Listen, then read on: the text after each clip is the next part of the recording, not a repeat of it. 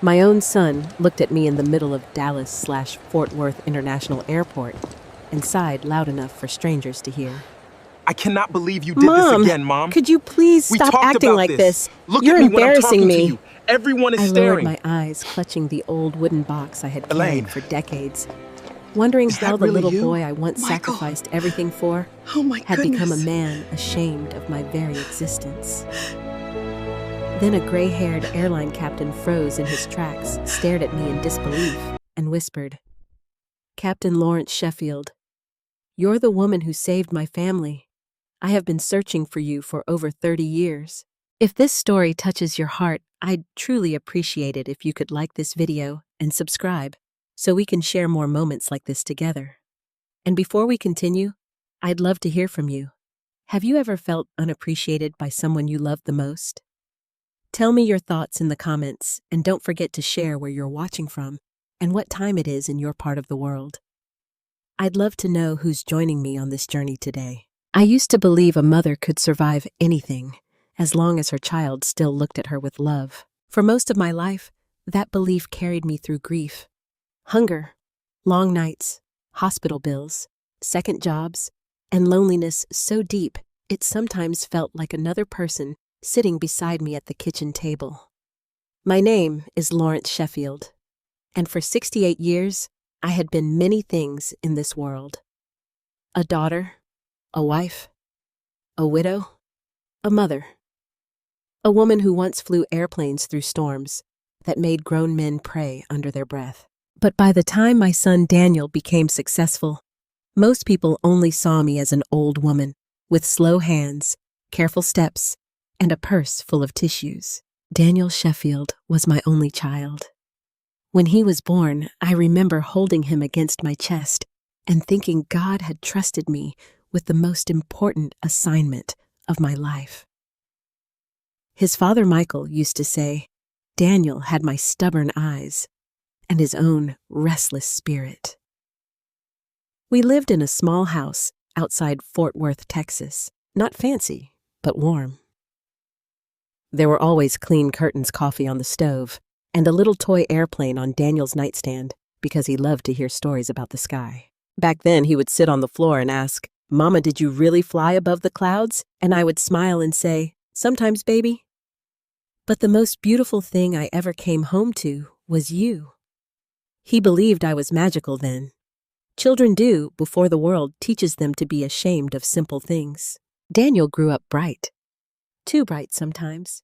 He was the kind of boy who corrected teachers, took apart radios just to see how they worked, and made business plans before he was old enough to drive.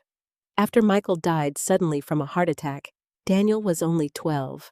That was when my life changed in ways I never fully explained to him. I stopped flying. I sold things. I smiled when I wanted to scream. I became the mother who showed up at every school meeting, every baseball game, every debate tournament, every late-night fever, every college application deadline. I worked dispatch for a regional shipping company, then took bookkeeping work from a church friend, then cleaned offices on weekends when tuition deadlines came faster than paychecks. Daniel never knew everything. Maybe that was my mistake. A mother hides the storm so her child can sleep. Then years later, he believes the house was never hit by rain. By his 40s, Daniel had built a logistics company in Dallas that handled corporate freight routes across the Midwest. He wore tailored suits, spoke in polished phrases, and checked his reflection in glass doors, as if reputation were something that could wrinkle if left unattended. His wife, Emily, was graceful and polite, the kind of woman who smiled with her mouth more than her eyes. She never insulted me directly, but I could feel her discomfort whenever I stayed too long in their marble kitchen, or asked a question about something modern. "Mom," Daniel would say, half laughing, half annoyed, "you don't have to understand everything." I would laugh too, because laughing was easier than admitting that my son's patience with me had become thinner every year. The trip to Chicago was supposed to be special. Daniel had been nominated for a National Business Leadership Award at a private ceremony downtown. When he first told me, I cried right there on the phone. "Oh, Daniel," I said, pressing one hand to my chest. "Your father would be so proud." There was a pause. Then he said, "Yeah, thanks, Mom." I waited for him to invite me. He didn't. A week later, Emily called instead. Her voice was pleasant, careful. "Lawrence, Daniel, and I were talking.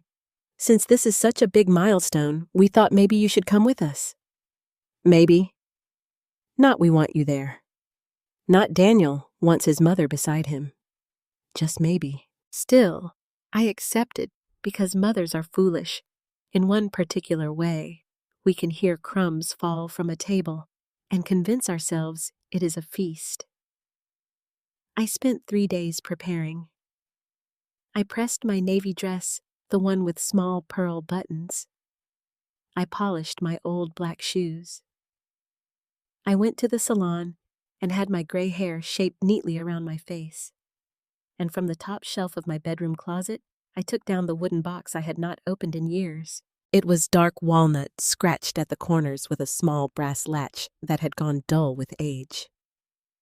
Michael had given it to me before Daniel was born. Inside were pieces of a life that seemed to belong to someone braver than me. A silver pilot, wing-pin-folded newspaper clippings, letters, a photograph of me in uniform standing beside an aircraft, and one sealed envelope addressed to Daniel in my own handwriting. I did not know why I packed it. Maybe because Daniel's award made me think about the cost of achievement. Maybe because I wanted for once to show him that before I became the old mother he tolerated, I had been a woman with a name people once spoke with respect. Or maybe some quiet part of me knew the truth was tired of being buried. The morning of the flight, Daniel arrived at my small house in a black SUV that looked too expensive to park in my cracked driveway. Emily sat in the passenger seat wearing cream-colored slacks and sunglasses, even though the sky was cloudy. Daniel stepped out, checked his watch, and looked me up and down. "You're bringing that?" he asked. I glanced at my suitcase. "It's just one bag." "No," he said, pointing at the wooden box tucked under my arm. I held it closer. "It has some personal things." He sighed. "Mom, we're flying commercial, not moving into a museum." Emily turned slightly in her seat. "Daniel let her bring it if it matters to her." I held it closer. "It has some personal things." He sighed. "Mom, we're flying commercial, not moving into a museum." Emily turned slightly in her seat. "Daniel let her bring it if it matters to her." But even her defense sounded tired. "It does matter," I said softly. Daniel looked at the box, then at my dress. "You know this is a professional event, right? There'll be investors there. Partners. Media people." "I know. I just need everything to go smoothly." That word everything sat between us like I was included in the list of things likely to go wrong. On the drive to Dallas/Fort Worth International Airport, Daniel took 3 business calls. He used words like expansion, acquisition, valuation, and brand positioning. I sat in the back seat with my hands folded over the wooden box, watching Texas slide past the window in gray strips of highway and morning light. Once between calls, I said, "Do you remember your little toy airplane, the red one?" Daniel did not look back. "What?" "When you were small, you slept with it for almost a year." He gave a distracted laugh. "I don't remember that. I still have it somewhere." "Mom, please don't bring up old childhood stories around people this weekend." My smile faded. "I was only talking to you." "I know, but you forget sometimes. You get sentimental, and then people feel awkward." Emily whispered, "Daniel, what he said. I'm just being honest." Honesty. Some people use that word the way others use a knife. At the airport curb, Daniel unloaded his sleek carry-on and Emily's designer suitcase first. Then he pulled out my old blue suitcase with the frayed handle and frowned as if it had personally offended him. "We should have bought you new luggage," he muttered. "This one still works." "That's not the point." I wanted to ask what the point was. That my suitcase looked poor. That I looked poor. That everything about me reminded him of a life he wanted to edit out of his story. But I said nothing. Inside the terminal, the airport was alive with rolling bags announcements, children crying, coffee machines hissing, and travelers moving with that strange urgency airports create. Daniel walked fast, his phone in one hand, boarding passes already loaded on an app. Emily followed smoothly beside him. I tried to keep up. My hip had been stiff since a fall the winter before, and the wooden box made it harder to balance my purse and coat. Twice Daniel looked back with irritation. "Mom, come on, I'm coming. We have lounge access, but not if we crawl there." A few people glanced at us. I lowered my head. When we reached the check-in area, Daniel turned toward me sharply. "Please let me handle the talking. I can answer for myself, Daniel. I know you can, but sometimes you over-explain." That stung more than it should have, because once my voice had guided hundreds of people through turbulence, once my calm had mattered, once men in control towers had gone silent to listen when I spoke, now my own son was afraid I might embarrass him by answering a question at an airline counter. I touched the brass latch on the wooden box. For a second, I almost told him. I almost said, "Daniel, there are things about me you never knew. There are reasons you had food, tuition, a home, a future. There was a time when people trusted me with their lives." But his phone rang again, and he turned away. "Yes, Mark," he said warmly, his business voice returning. "We just got to DFW. Everything's under control." Everything. There it was again. I stood beside him, holding the old wooden box against my chest, surrounded by the roar of departures and arrivals, and wondered how a woman could give her whole life to a child and still become something he needed to manage. I did not know then that before we ever reached our gate, Daniel would say words that would break something in me. And I certainly did not know that one man in a captain's uniform would soon look at my tired face and remember the woman my own son had forgotten. At the check-in area, Daniel moved like a man who believed the world should open doors before he touched them. He walked straight toward the priority lane phone, still pressed to his ear, rolling his expensive carry-on behind him with one hand while motioning for Emily and me to follow with the other. I tried not to limp. That was another thing I had learned with age. Pain was more acceptable when it stayed quiet. The line was not long, but airports have a way of making even simple things feel public. Every small mistake echoes. Every pause feels like a delay you personally caused. I clutched my purse, my boarding documents, and the wooden box, trying to arrange everything so I would not hold Daniel up. A young airline employee smiled from behind the counter. "Good morning. Flying to Chicago today?" "Yes," Daniel answered before I could speak. 3 passengers. "Sheffield," the woman looked at her screen. "Wonderful. You'll just need IDs from everyone." I reached into my purse and pulled out my driver's license. My hand shook slightly and the license slipped from my fingers onto the floor.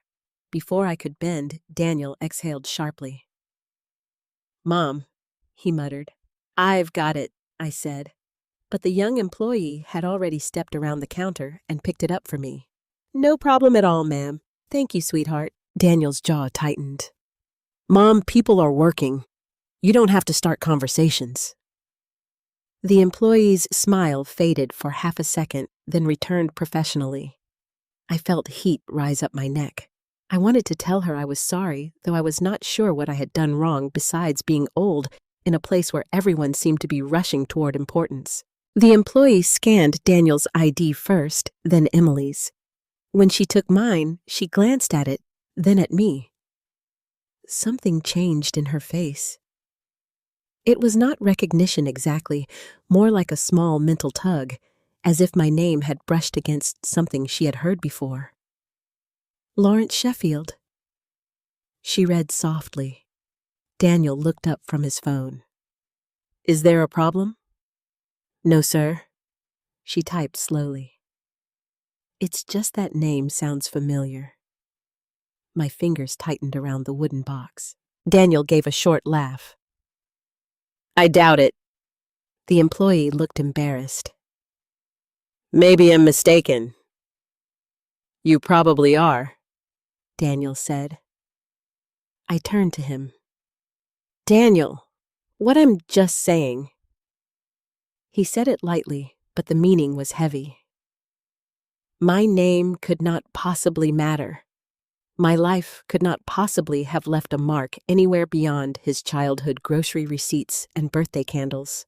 The employee continued processing our tickets. Do you have any bags to check? Just hers, Daniel said, pointing to my blue suitcase. It's a carry-on, I said. Daniel looked at me as if I had contradicted him in court. Mom, that thing barely fits in the car. Let's check it. It has my sweater and medication. You can take the medication out. I'd rather keep it with me. His eyes narrowed. We talked about this. I need this trip to be easy. The word easy landed hard. The young employee pretended to focus on her screen. Emily adjusted the strap of her handbag and stared toward the security lanes, silent as wallpaper. I can manage my suitcase, I said quietly. Daniel leaned closer, lowering his voice, though not enough. Can you... Because so far you've dropped your ID. You're juggling that box like it's a baby, and we haven't even reached security. Several people in the next lane glanced over. My stomach tightened. There are humiliations that explode, and there are humiliations that seep in slowly. That morning, mine seeped through every polite silence around us. The employee cleared her throat. Sir, she is allowed to carry the bag on if it meets size requirements. We can tag it at the gate if needed. Daniel looked at her surprised she had spoken. Fine. He said it like a punishment. She printed the boarding passes, even though Daniel already had them on his phone. Here you go, ma'am. I printed a paper copy for you just in case. I accepted it gratefully. That's kind of you. Daniel snatched his own pass from the counter. She has everything on my app. I like having paper, I said. I know, he replied. That's the problem. The employee's eyes moved again to my name. Mrs. Sheffield, may I ask, did you ever work for an airline? For 1 second, the noise of the airport seemed to thin around me. Daniel laughed before I answered. She worked a lot of jobs, not exactly airline material now. I looked at him, really looked. There was a time when Daniel would have been ashamed to hurt my feelings. Now he seemed more afraid of being associated with me than of breaking my heart. The employee blinked. I didn't mean... It's all right, I said. My voice sounded smaller than I wanted. A long time ago, I had some experience around planes. Daniel turned back to me impatient. Mom, please don't start. I swallowed the rest of the sentence. A long time ago, I had done more than have experience around planes. I had worn a captain's stripes.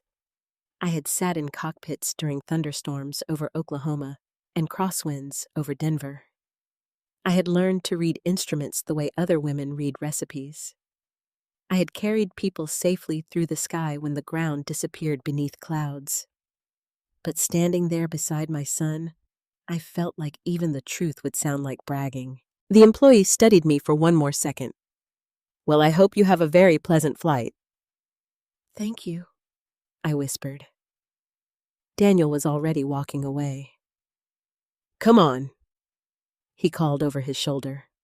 Security will be a nightmare. I tucked the paper boarding pass carefully into the front pocket of my purse. The wooden box pressed against my ribs as I followed him. Behind me, I heard the employee speaking quietly to another worker. I swear I've heard that name before. The other worker asked, Who? Lawrence Sheffield. I kept walking, but my heart had begun to beat differently. Not faster exactly. Older. As if something buried deep inside me had heard its name called from far away. At security, Daniel grew even more tense. He moved through the process with the practiced efficiency of someone who traveled often. Shoes off, laptop out, belt removed, watch in the tray.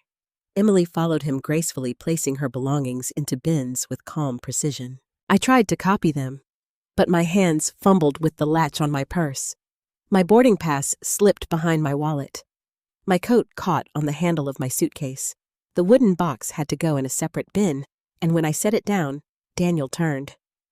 "What's inside that thing anyway? Just keepsakes. Then why are you guarding it like national security?" A man behind us chuckled softly. I do not know if he meant harm, but Daniel smiled at him as though they were both reasonable men sharing the burden of an unreasonable old woman. The TSA officer pointed toward the box. "Ma'am, does this open?" "Yes," I said. Daniel groaned. "Great." The officer was polite. "I may need to inspect it after it goes through." "That's fine." But it was not fine. Not really. Some things are not valuable because of what they cost. They are valuable because they are the last witnesses to who you used to be.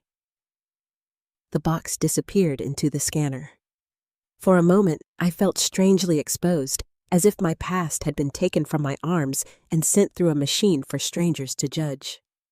When I stepped through the body scanner, it beeped. "Ma'am, please step to the side." Daniel closed his eyes. "Unbelievable. It's probably my bracelet," I said quickly. The TSA officer smiled. "Happens all the time." But Daniel was already embarrassed. I could see it in the stiff angle of his shoulders, the way he avoided looking at the people behind us, the way he kept smoothing his tie, though it was already perfect. After a brief check, I was cleared. I gathered my shoes, coat, purse, suitcase, and box, while Daniel stood several feet away with Emily. "We're going to be late," he said. "We have plenty of time," Emily murmured. "That's not the point." Again, that sentence. By the time I got my shoes back on, my fingers were aching. The wooden box had been inspected and returned, but one corner of the old newspaper clipping inside now peeked slightly from beneath the lid. I pushed it back quickly before Daniel could see. Not because I was ashamed, because I was afraid of watching him dismiss that too. We moved toward the concourse. Bright signs pointed toward gates, lounges, restaurants, and restrooms. Travelers streamed past us in every direction. Daniel checked his phone, then suddenly stopped. "Mark just landed from Denver," he said to Emily. "He's meeting us in the lounge." Emily smiled. "That's good." Then Daniel turned to me, and his face changed into the careful expression he used when he was about to say something unkind and call it practical. "Mom, when we meet him, please let me lead the conversation. I understand. And don't mention the old neighborhood. I wasn't planning to. Or Dad's death. Or how hard things were." My throat tightened. "Daniel, I know how to behave." He looked at my dress, my suitcase, the wooden box, then back at my face. "I hope so," he said. Those 3 words stayed with me as we walked through the terminal. "I hope so. Not, I'm glad you're here. Not, thank you for coming. Not, I'm proud to have my mother beside me. Just a warning." A few steps later, I glanced back toward the check-in area, though I could no longer see the young employee. I wondered why she had paused at my name. I wondered how long it had been since anyone outside my past had connected Lawrence Sheffield with anything more than an old woman slowing down her son. Then, from somewhere beyond the noise of rolling suitcases and boarding announcements, I heard a male voice over the airport speakers. "Captain Brooks, please report to Gate C-17. I froze, not because I knew him, not yet, but because the tone of that announcement pulled me backward in time so violently. I could almost smell jet fuel rain and fear. Daniel turned. "Mom, why did you stop now?" I looked down at the wooden box in my arms. "I'm sorry," I said, but inside me, something had already begun to open. The airport lounge looked like a place designed to make certain people feel separate from everyone else. Soft leather chairs, frosted glass walls, quiet music. Bowls of polished fruit that no one seemed to touch. Men in fitted suits leaned over laptops, speaking in low voices about numbers large enough to sound unreal. Women with smooth hair and gold watches sipped coffee from white cups, their luggage tucked beside them like obedient pets. Daniel relaxed the moment we stepped inside. It was subtle, but I saw it. His shoulders lowered, his voice softened, his smile returned. This was his world, or at least the world he wanted people to believe he belonged to. I followed behind him, carrying my wooden box against my side and pulling my old blue suitcase with my other hand. The wheels made a faint, uneven clicking sound over the lounge floor. Each click seemed louder to me than it probably was. Daniel heard it too. He turned slightly and whispered, "Mom, lift it over that seam." I looked down. "What seam?" "The floor seam. It's making noise." "I'm sorry." "You don't have to apologize. Just pay attention." I lifted the suitcase a little, though it pulled at my hip. Emily noticed and reached toward me. "Lawrence, I can help with that." Before I could answer, Daniel said, "She's fine." Emily withdrew her hand. That was how it often happened. Kindness would appear for 1 second, then Daniel's pride would step in front of it. Across the lounge, a tall man in a navy blazer stood from a table near the windows. His hair was silver at the temples, his posture confident, his smile bright with recognition. "Daniel Sheffield," he called. Daniel's entire face changed. Warmth, charm, certainty. He crossed the room quickly, hand extended. "Mark, good to see you." Mark Sullivan shook his hand firmly. "Big weekend. Chicago's going to love you." Daniel laughed. "Let's hope the committee agrees." Emily stepped forward and greeted Mark politely. Then Mark's eyes moved to me. For one brief moment, I waited. I waited for my son to say, "And this is my mother, Lawrence." Such a simple thing. A name. A place beside him. A little dignity in a room full of strangers. Instead, Daniel gestured vaguely in my direction. "And this is Lawrence. She's traveling with us." Traveling with us. Not my mother. Not the woman who raised me. Just a piece of luggage with a heartbeat. Mark smiled kindly anyway. "Nice to meet you, Lawrence." I held out my hand. "Nice to meet you too, Mr. Sullivan. Daniel has spoken very highly of your firm." Daniel's head snapped toward me. Mark chuckled. "Has he?" "Well, I hope he left out the boring parts." "Well, I imagine there aren't many boring parts in logistics," I said. Moving things safely from one place to another takes more skill than people realize. Mark seemed pleasantly surprised. "That's actually very true." For half a second, I felt useful again. Present. Human. Daniel cut in quickly. "Mom has always liked making simple things sound dramatic." The smile on my face stayed, but something behind it dimmed. Mark laughed politely, unsure whether he was supposed to agree. Emily looked down at the table. Daniel pulled out a chair for Emily, then sat beside Mark. I stood for a moment, unsure where to go, until Mark noticed. "Please, Lawrence, have a seat." "Thank you." I sat carefully, placing the wooden box on my lap, because there was no room on the small table. Daniel noticed immediately. "Mom maybe put that under the chair. I'd rather keep it here. It looks odd.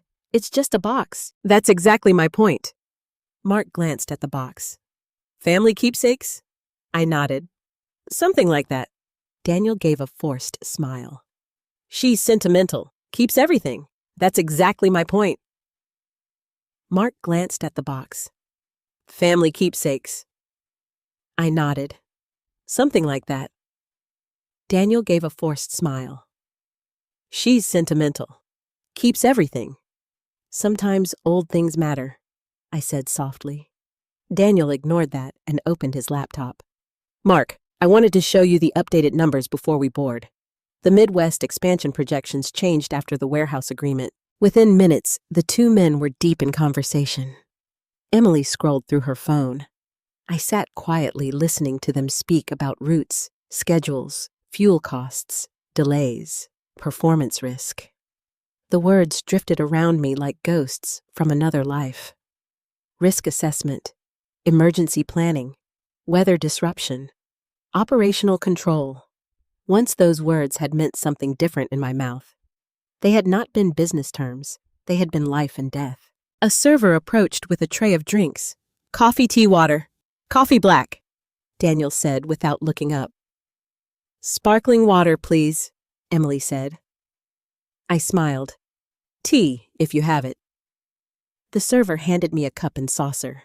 My fingers were stiff from gripping the box, and as I shifted to make room on the small table, the edge of the saucer knocked against Daniel's laptop bag.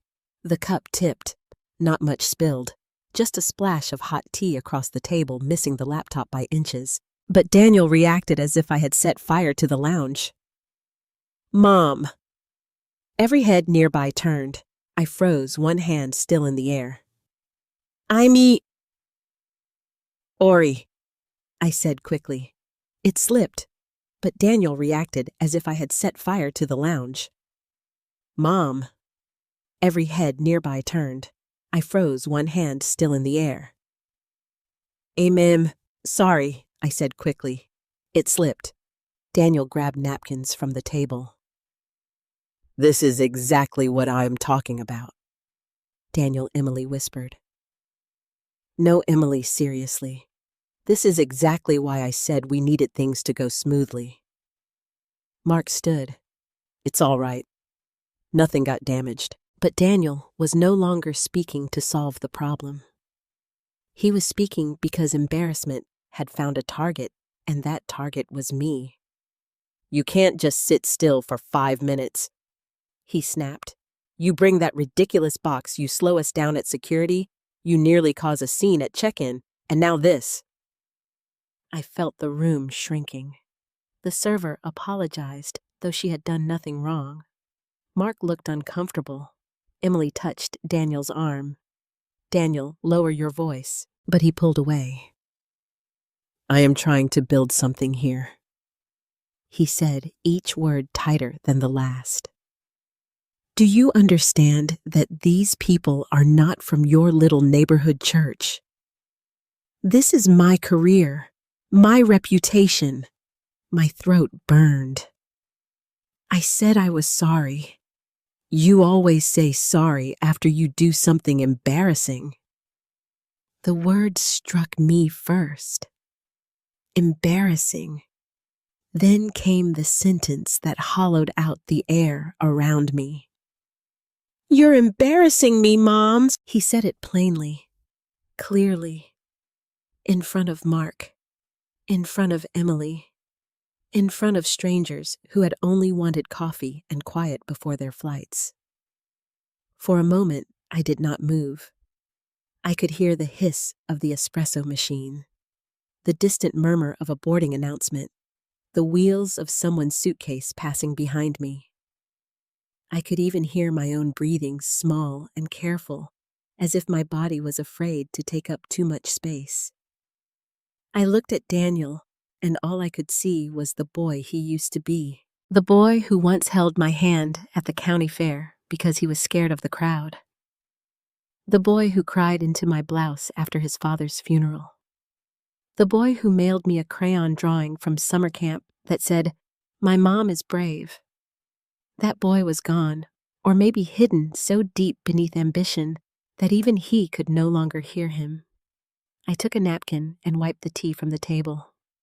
"I'll move," I said. Daniel's face flickered just for a second, but pride held him upright. "That might be best," he said. Emily whispered, "Lawrence, you don't have to." "It's all right." I stood, slowly gathering my purse and the wooden box. My hands trembled, but I would not let the box fall. Not there. Not in front of him. Mark stepped forward. "Mrs. Sheffield, please, it was just tea." "Mrs. Sheffield, at least a stranger gave me that." I smiled because women of my generation were taught to make pain easier for everyone else to look at. "Thank you, Mr. Sullivan. I just need a little air." I walked away from the table, though the lounge had no real air to give. I found a chair near the far glass wall, away from Daniel's business world, away from the table where my son had reduced me to a problem he wished he had not brought. I sat with the wooden box on my lap and looked out through the glass at the terminal beyond. People moved past in waves. Families, pilots, flight attendants, business travelers, children pressing their faces to windows to watch planes taxi. Then I saw him. A tall man in a captain's uniform had stopped just outside the lounge entrance. He had gray hair, a strong jaw, and a black leather flight bag in his hand. Another crew member beside him kept walking, then turned back when he realized the captain was no longer following. The captain did not move. He was looking straight at me, not the way people look at an old woman sitting alone, not with pity, not with impatience, with shock. His brow tightened. His lips parted slightly, as if a memory had risen in front of him so suddenly he could not breathe. I looked away first, because I had spent years teaching myself not to expect recognition. But when I looked back, he was still there. The captain took one step closer to the glass. His eyes dropped to the wooden box in my lap, then back to my face. Behind me, Daniel's voice carried faintly from the table, polished again, now that I was gone. But the captain's expression had changed everything. Somewhere beneath the wrinkles, the gray hair, the plain dress, and the years of being dismissed, he was seeing someone else. Someone I had almost forgotten how to be. And for the first time that morning, I felt afraid not of being humiliated, but of being remembered. I stayed in that chair near the glass wall longer than I intended. At first, I told myself I only needed a minute. 1 minute to breathe without Daniel watching me like I was something fragile and inconvenient. 1 minute to stop the tremor in my hands. 1 minute to remind myself that I had endured worse things than a spilled cup of tea and a cruel sentence from my son. But there are words that do not fade quickly. "You're embarrassing me, Mom." They kept circling inside my chest. I looked down at the wooden box in my lap. My thumbs rested on the brass latch, worn smooth from years of opening and closing it when I was alone. I had almost left it at home that morning. I had stood in my bedroom staring at it, telling myself it was foolish to bring old memories to a modern airport, foolish to carry proof of a life no one had asked about. But I brought it anyway.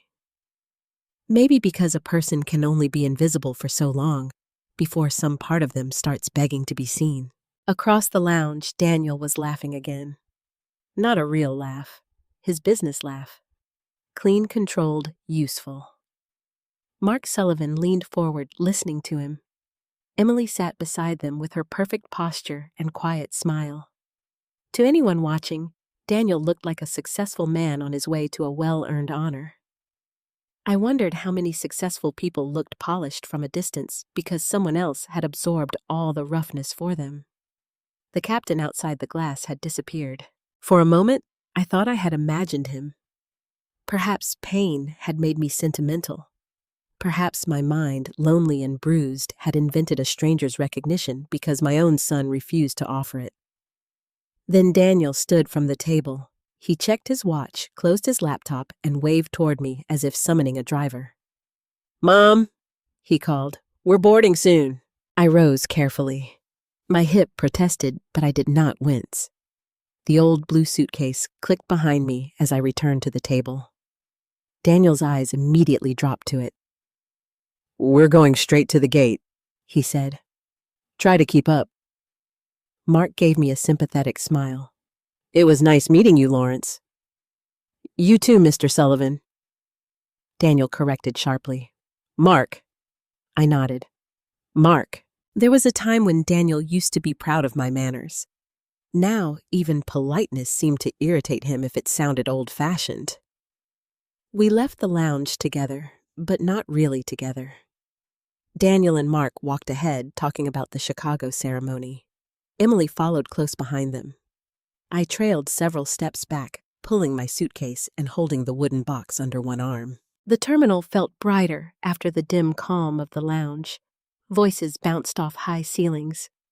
Boarding announcements overlapped with the beeping carts that carried elderly passengers to distant gates. The smell of pretzels, coffee perfume, and jet fuel mixed into that strange airport scent that had once filled me with purpose. Now it filled me with memory. We reached Gate C-17 just as the agent announced pre-boarding. Ladies and gentlemen, we are now beginning the boarding process for Flight 482 to Chicago O'Hare. We invite first-class passengers and priority boarding customers to line up at this time. Ladies and gentlemen, we are now beginning the boarding process for Flight 482 to Chicago O'Hare. We invite first-class passengers and priority boarding customers to line up at this time. Daniel turned to Emily and Mark. That's us. Then he looked at me. I waited for instructions because that was what he had trained me to do that morning. His eyes moved from my paper boarding pass to the line forming near the gate. You're in Group 4. I blinked. I thought we were seated together. We're on the same flight.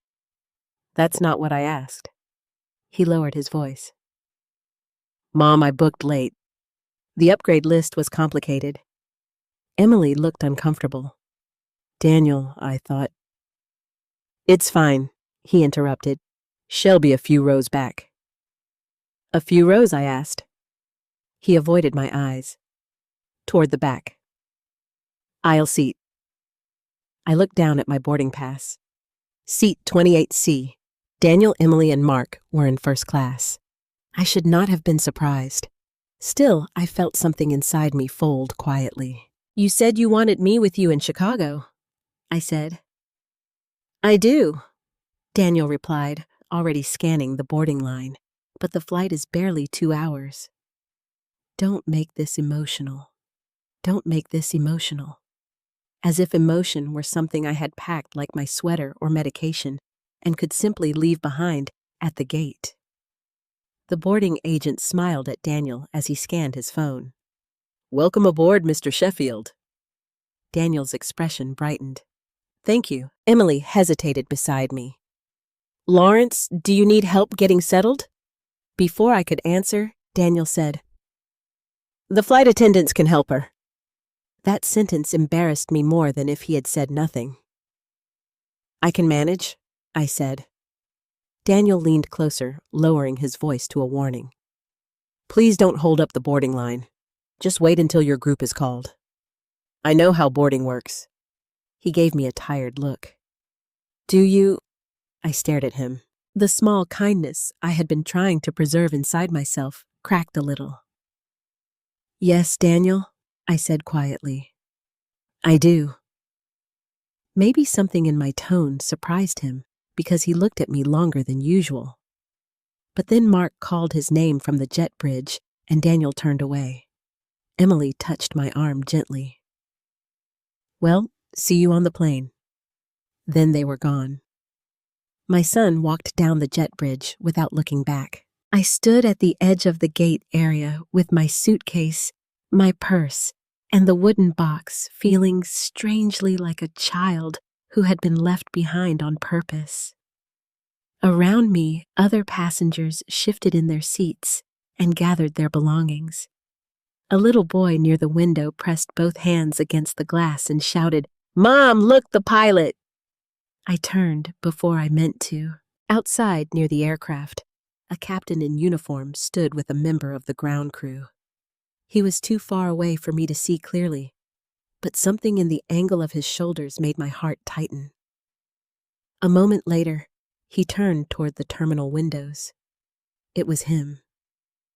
The man from outside the lounge. The captain who had looked at me as if time itself had stopped. He stood there only a second, then disappeared toward the jet bridge entrance. I told myself not to think about it. Airports were full of pilots. My past was full of ghosts. Not every uniform carried a message from God. Group 2 boarded. Then Group 3. I waited. My hip ached. My fingers had grown stiff around the handle of the wooden box. I shifted the suitcase from one side to the other, trying to make myself small enough that no one would notice I was alone. Then the gate agent lifted the microphone. "Group 4 may now board." I stepped forward with the others. The line moved slowly. A young father ahead of me folded a stroller. A woman behind me spoke loudly into her phone about a missed connection. When I reached the scanner, I handed the agent my paper boarding pass. She smiled. "Thank you, Mrs. Sheffield." That small courtesy almost undid me. I walked down the jet bridge slowly, the walls narrowing around me. With every step, the smell of the aircraft grew stronger. Recirculated air. Coffee. Metal. Carpet cleaner. A smell I had known in every season of my life. Halfway down, I paused. Not because of pain. Because a memory struck me so sharply, I had to put one hand against the wall. Rain slamming a windshield. Warning lights blinking red. A child crying somewhere behind the cockpit door. A voice from the tower saying, "Captain Sheffield, say intentions." My own voice answering calm as stone. "We're bringing them home." Mom some eon behind me asked, "Are you all right?" A voice from the tower saying, "Captain Sheffield, say intentions." My own voice answering calm as stone. "We're bringing them home." "Ma'am?" Someone behind me asked. "Are you all right?" I straightened quickly. "Yes, I'm sorry." I moved forward. At the aircraft door, a flight attendant greeted passengers with practiced warmth. "Welcome aboard." Beside her stood the captain. Close now. His nameplate read, "Captain Ethan Brooke." He looked at my face, then at the wooden box, then back at my face again. The color seemed to leave him. Passengers behind me continued moving, but he did not. I tried to step aside. "Excuse me."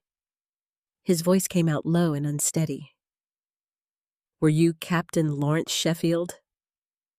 The title hit me harder than Daniel's insult. Captain? No one had called me that in decades. My mouth opened, but for a moment, no sound came. The flight attendant looked between us, confused. The passengers behind me began to slow. I swallowed. "A long time ago," I said. Captain Brooks placed one hand against the doorframe as if he needed it to steady himself. "My God," he whispered. "It is you." I shook my head slightly. "I'm sorry. Do I know you?" His eyes filled so quickly that I felt my own breath catch. "You knew my mother," he said. "Olivia Brooks. And I was 6 years old." The wooden box nearly slipped from my hands. Olivia Brooks. That name had not passed through my ears in more than 30 years, but I remembered it instantly. A young mother with dark hair plastered to her cheeks from rain. A little boy wrapped in a navy blanket after the emergency landing. A trembling hand reaching for mine while flashing ambulance lights painted the runway red. I whispered, "Ethan." His face broke. "You remember?" I looked at the grown man in front of me, the captain's stripes on his shoulders, the years written into his face, and suddenly, I saw the child he had been. "I remember everyone from that night," I said. He took a breath that sounded almost like a sob. "My mother told me your name every year on my birthday," he said. "She said I was alive because Captain Lawrence Sheffield refused to give up." Behind me, someone murmured, "What's going on?"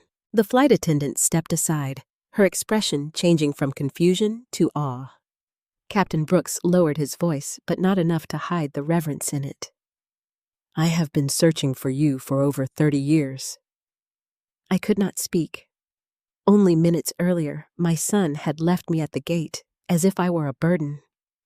Now a captain stood in the doorway of a commercial aircraft, looking at me as though I were the reason he had a life. From somewhere inside the plane, faintly but clearly, I heard Daniel laugh from first class. Captain Brooks heard it too. His eyes shifted past me toward the cabin, then returned to my face.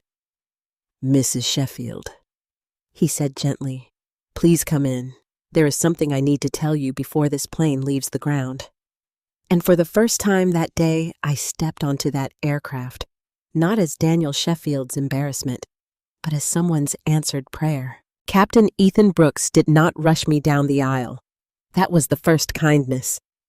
He stepped slightly to the side, creating a small pocket of stillness at the aircraft entrance while passengers continued to move around us.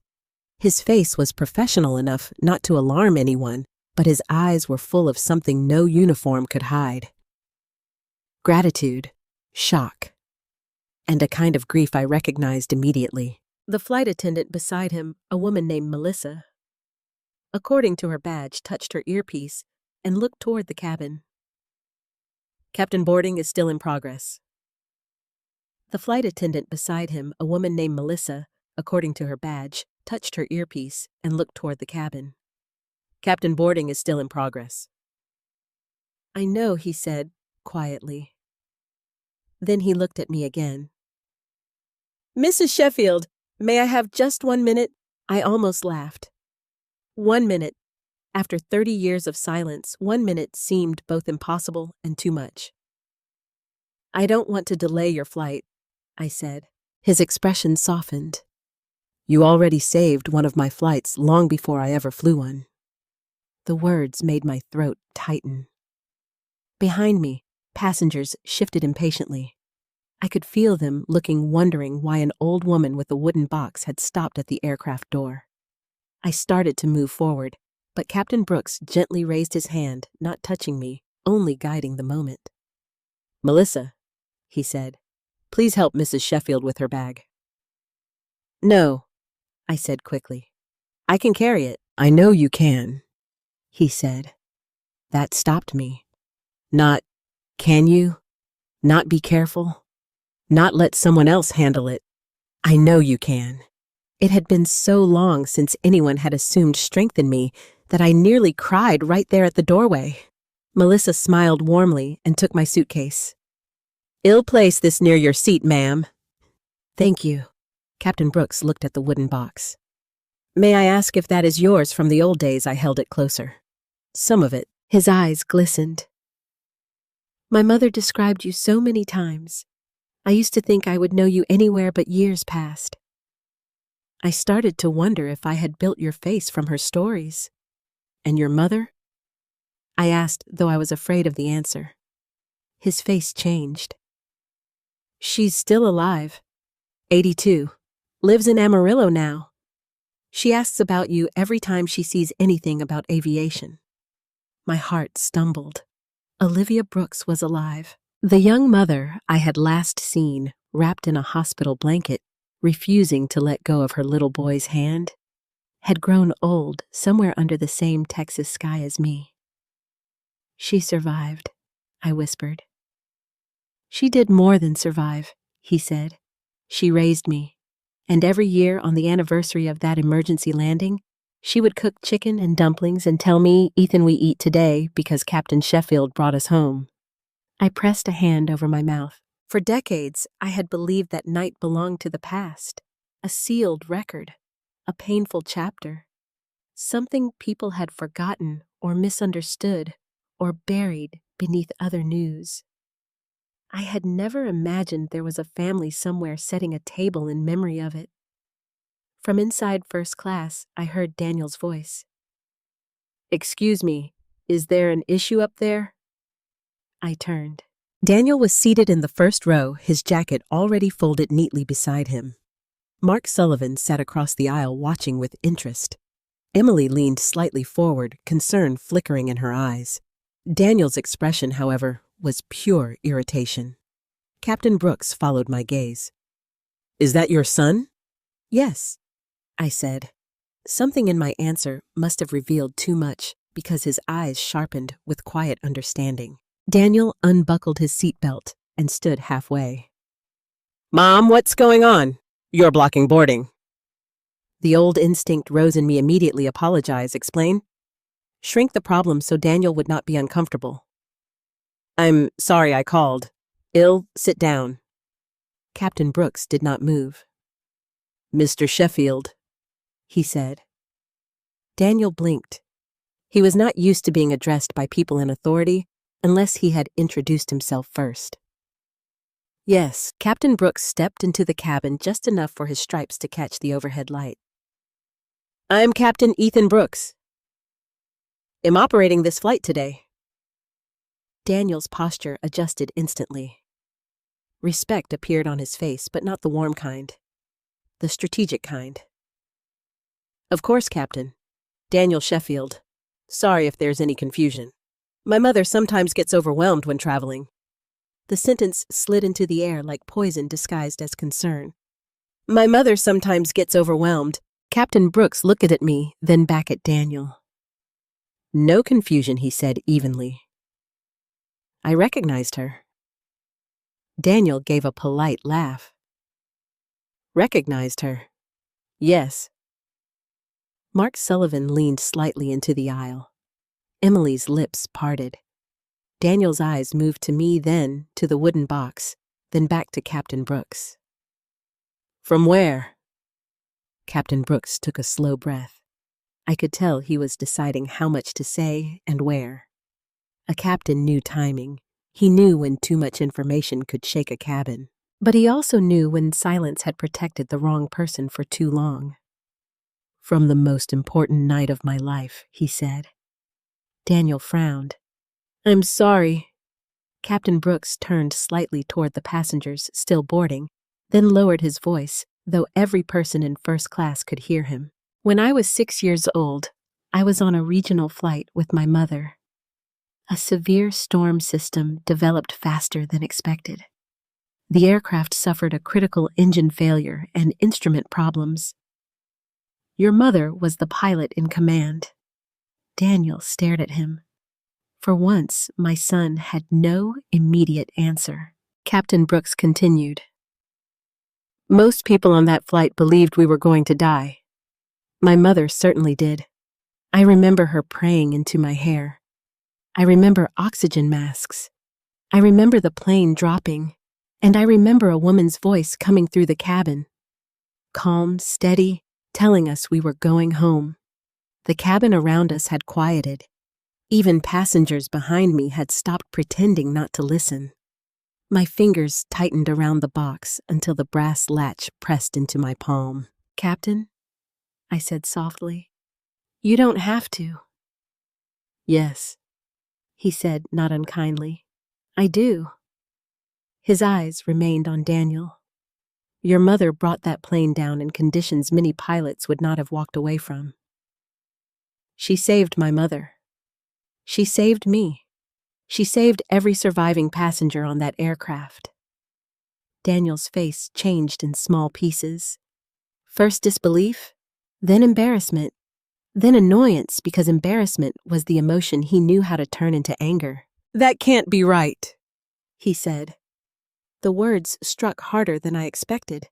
Not, Mom, is that true? Not, why didn't I know? Not even, I had no idea. That can't be right. Captain Brooks heard it too. His jaw tightened. It is right, he said. Daniel looked at me. You never said you were a captain. I did fly, I said quietly. You said you worked around planes, because every time I tried to tell you something meaningful, you told me not to start. Emily whispered. Daniel ignored her. Mom, this is not the time to exaggerate. A murmur moved through first class. Mark Sullivan's eyebrows rose. Captain Brooks took one step closer to Daniel. Mr. Sheffield, with respect, your mother is not exaggerating. Daniel's face flushed. I'm sure she did something admirable, but people remember things dramatically after trauma. No offense. No offense. How easily people use that phrase just before offending someone. Captain Brooks' voice dropped. My mother remembers the woman who carried me out after the landing because I was too frightened to move. She remembers your mother bleeding move. She remembers your mother bleeding from a cut above her eyebrow and still checking on passengers before she allowed paramedics to treat her. She remembers Captain Lawrence Sheffield refusing to leave the aircraft until she knew every living soul was accounted for. From a cut above her eyebrow and still checking on passengers before she allowed paramedics to treat her. She remembers Captain Lawrence Sheffield refusing to leave the aircraft until she knew every living soul was accounted for. The aircraft seemed to hold its breath. I closed my eyes. I could see it. Rain on broken metal, smoke in the cabin, my shoes slipping on wet pavement. Ethan's small arms locked around my neck. Olivia sobbing, "Thank you," while emergency lights washed over all of us. I had not let myself remember that part in years, because remembering the heroism meant also remembering what came after. The questions, the investigation, the newspapers that praised me one week and doubted me the next, the airline executives who preferred a quiet resignation to a public fight, the husband who died not long after, the son who needed food, school shoes, hope. Daniel finally sat back slowly as if his knees no longer trusted him. His eyes searched my face. "Why didn't you tell me?" I almost smiled, but there was no joy in it. I tried in small ways. "No," he said. "You didn't." There it was again. The instinct to make my silence my fault. Captain Brooks looked at me carefully. "Mrs. Sheffield, may I ask why you disappeared?" "My mother wrote letters. Some came back. We tried the airline. They said you were no longer available for contact." The question opened an old locked door inside me. I looked toward Daniel, then down at the wooden box. "I didn't disappear all at once," I said. "Life just kept taking pieces until there wasn't much left to recognize." Captain Brooks' face softened. I continued, though my voice trembled. "After that flight, there was attention, then questions, then politics. Some people wanted a hero. Some wanted someone to blame for why the flight had been in danger at all. I was tired, and my husband's health was failing. My boy was young. I chose quiet because quiet paid the bills better than pride." Daniel looked away. For the first time that morning, shame touched his face without turning immediately into anger. Captain Brooks nodded slowly, as if something that had haunted his family for decades had finally found its missing page. "My mother always said you looked sad in the last photograph she saw of you," he said. "I was," I replied. Then I added barely above a whisper, "But I had Daniel." So I kept going. Those words landed between us. Daniel did not speak. The boarding line had begun moving again around us, but no one complained now. Melissa returned and gently said, "Mrs. Sheffield, I placed your suitcase in the over your head above your seat." "Thank you." The boarding line had begun moving again around us, but no one complained now. Melissa returned and gently said, "Mrs. Sheffield, I placed your suitcase in the overhead above your seat. Thank you." Captain Brooks straightened, returning slightly to his role, though his eyes were still bright. "I need to prepare for departure," he said. "But this conversation is not over." I nodded. "Of course." He looked toward Daniel once more. "Mr. Sheffield, your mother may be seated in 28C on the boarding pass, but she will not be treated as an inconvenience on my aircraft." Daniel's face went pale. Mark Sullivan looked down at his hands, hiding nothing. Emily covered her mouth. Captain Brooks turned back to me, his voice gentler now. "Captain Sheffield, welcome aboard." "Captain Sheffield." This time, he said it loud enough for the first few rows to hear. And as I walked slowly down the aisle toward the back of the plane carrying my wooden box, I felt every stare follow me. But for the first time in many years, those stares did not feel like judgment. They felt like witness. I found my seat in 28C, but I did not sit right away. For a moment, I stood in the aisle with passengers pressing gently around me, their bags brushing my shoulder. their voices blending into that low, boarding murmur every traveler knows. Melissa had placed my suitcase in the overhead bin just as she promised. My wooden box was still in my arms.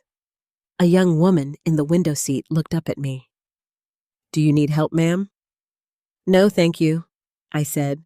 "I'm all right." But I was not all right. Captain Brooks had opened a door I had spent half my life holding shut.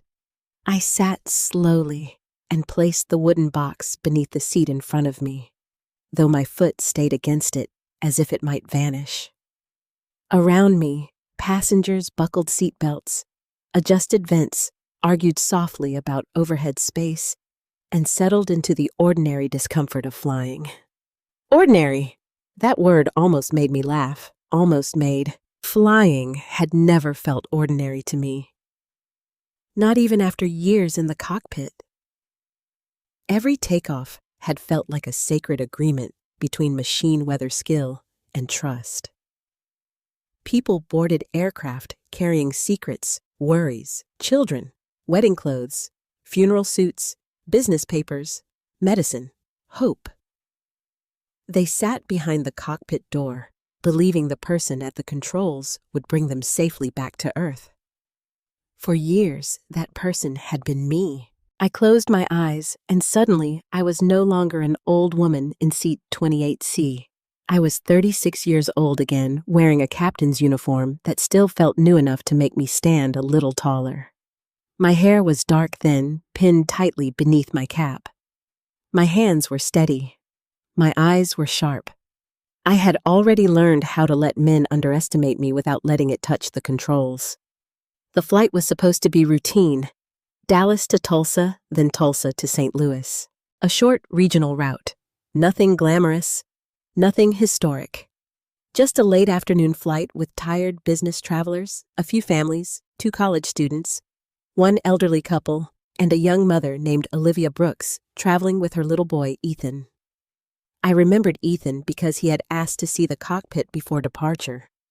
Back then, if time allowed, children sometimes got a quick peek. He came forward, holding his mother's hand, eyes wide as moons. "Are you really the pilot?" he asked me. "I really am," I said. He looked at my co-pilot, a young man named Stephen Carter, then back at me. "But you're a lady," his mother gasped. "Ethan." I laughed. "That's all right. The airplane doesn't mind." He grinned at that. I gave him a small plastic wing pin. "You take care of your mom back there." He puffed up proudly. "I will." Olivia smiled at me with the tired gratitude of a woman traveling alone with a child. "Thank you, Captain. Glad to have you aboard." I did not know then that I would remember her face for the rest of my life. The weather report showed storms building northwest of our route, but nothing we had not seen before. Summer in Texas could turn the sky violent in minutes. We reviewed the systems, checked fuel, confirmed alternates, and departed under a sky that still held streaks of gold. For the first half hour, everything was smooth. Then the first warning came. A line of storms shifted faster than forecast. Air traffic control gave us a deviation. We adjusted. Lightning flickered in the distance, bright veins across a darkening sky.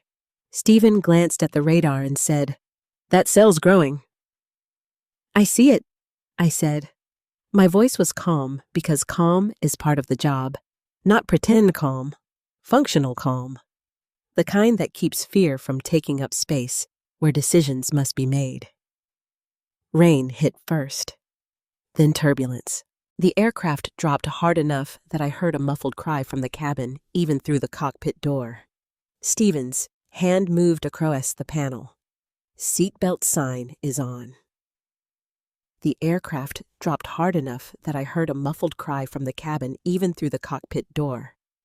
Stephen's hand moved across the panel. "Seatbelt sign is on." "Good. We requested a lower altitude. Control delayed us because traffic below was stacked." Then came the sound no pilot ever forgets. A violent bang. The aircraft shuddered. Warning lights flashed. Stephen swore under his breath. Engine 2. I have controls, I said. You have controls. The plane yawed hard. My body knew what to do before my fear could speak. Rudder, power, trim. Check instruments. Confirm failure. Secure the engine. Communicate. Aviate first, always.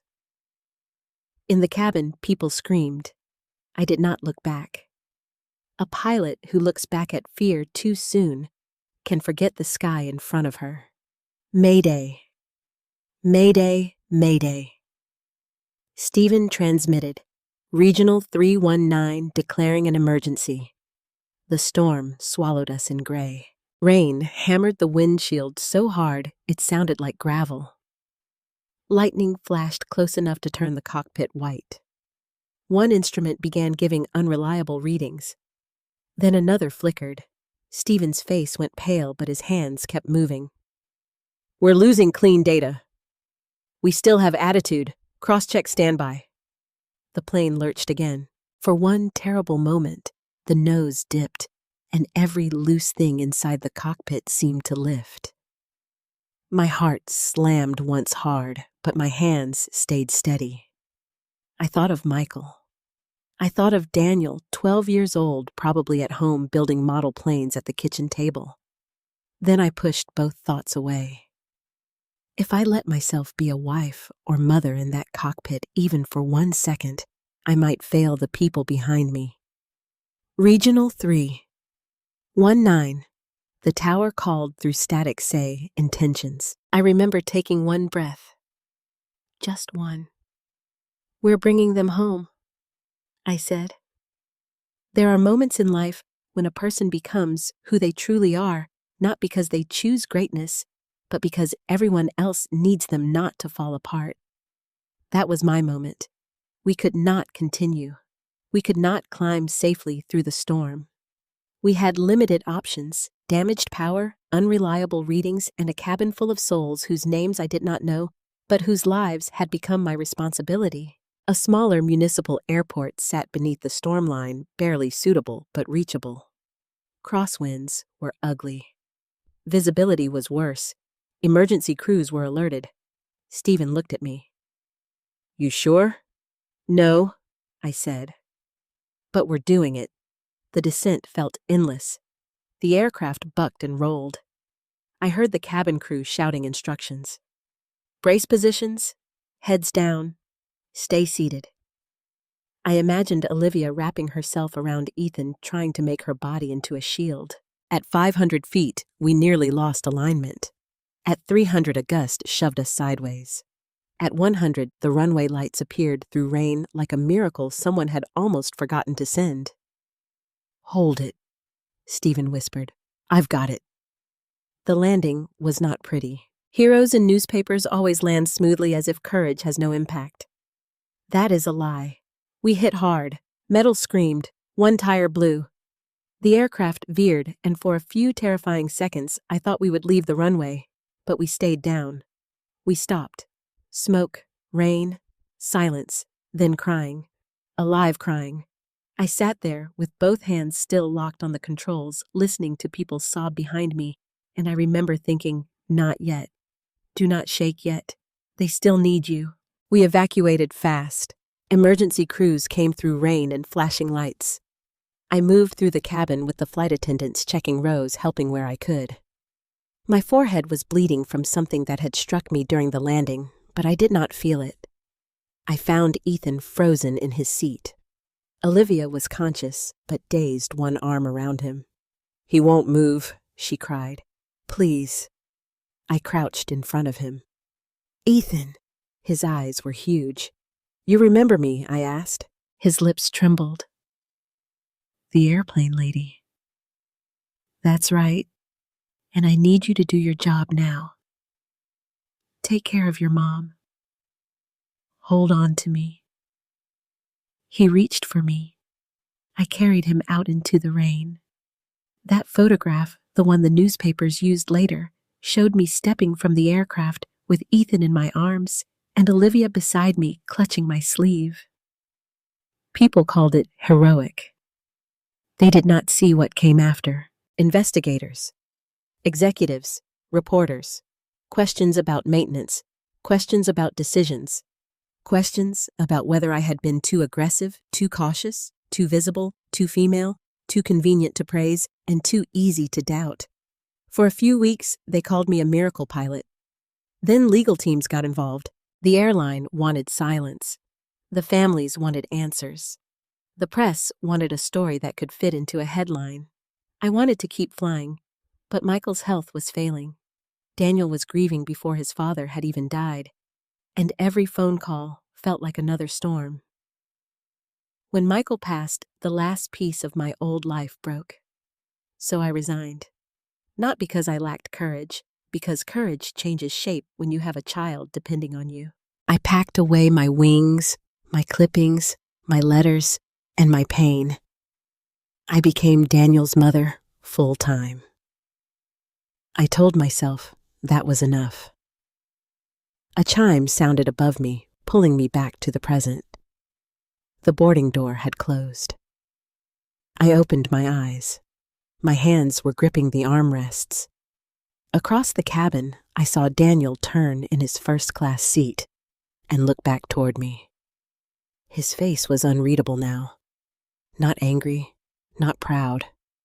Something else. Uncertain. For the first time in years, my son looked at me as if he did not know the whole story. He was right. He didn't. For the first 20 minutes of the flight, no one around me said much. The young woman by the window kept glancing at me over the edge of her book.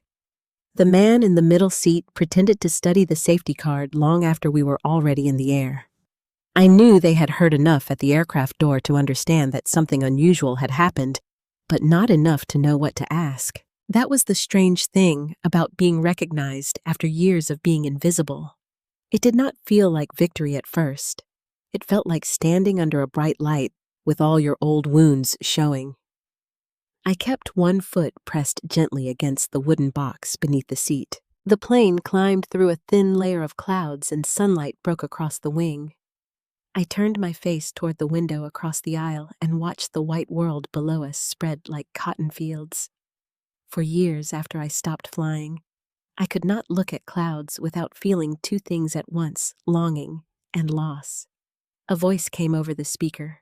"Ladies and gentlemen, this is Captain Brooks from the flight deck. We've reached our cruising altitude, and we're expecting a smooth ride into Chicago." His voice paused. It was brief, but I heard it. A hesitation. Then he continued. "On a personal note, we have a very special passenger traveling with us today. Out of respect for her privacy, I'll simply say that some people spend their lives doing quiet acts of courage that others may never fully know. It is my honor to have one of those people aboard." The cabin grew still. My cheeks warmed. I lowered my eyes immediately. The young woman by the window whispered, "Is he talking about you?" I smiled faintly. "I believe he is being generous." The man beside me said, "Ma'am, were you really a pilot?" I looked at his kind, curious face. For once, the question did not feel like a challenge. "Yes," I said. "A long time ago." His eyes widened. "That's incredible." Incredible. Daniel had made me feel outdated for liking paper boarding passes. This stranger made the same pass sound like something worth admiring. Before I could answer, a flight attendant came down the aisle. Not Melissa this time, but a younger man with a neat haircut and a gentle smile. "Mrs. Sheffield." "Yes," Captain Brooks asked whether you would be comfortable moving to an open seat closer to the front after service begins. "Only if you'd like." I froze. A seat closer to the front. I understood the kindness, but I also understood the danger. Daniel was up there. Mark Sullivan was up there. Emily was up there. I was not sure I had the strength to sit near my son while the truth was still rearranging itself between us. "Thank you," I said. "But I'm fine here." He nodded respectfully. "Of course. And the captain wanted me to say, he'll speak with you again when we land." "When we land?" I repeated. The phrase pulled another memory loose. After the emergency landing all those years ago, everyone had wanted to speak with me when we landed. Investigators, reporters, airline management, lawyers, grateful families, angry families. Everyone had needed a version of me that served their fear. Very few had asked what I needed. I reached down, pulled the wooden box from under the seat, and rested it carefully on my lap. The man beside me shifted to give me room. I opened the latch just a crack, not enough for everything to spill out, only enough to see the top layer.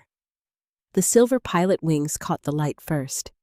Beneath them was the folded newspaper clipping with the headline I had not read in years: "Woman pilot lands damaged plane in storm, saves dozens." The paper had yellowed.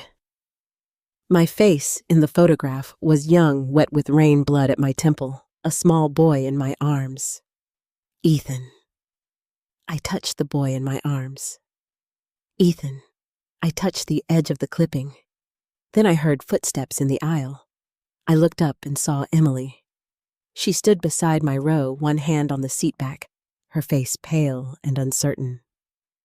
Lawrence edge of the clipping. Then I heard footsteps in the aisle. I looked up and saw Emily. She stood beside my row, one hand on the seat back, her face pale and uncertain. "Lawrence," she said softly, "may I talk to you?" The man beside me immediately unbuckled. "I can step out for a minute."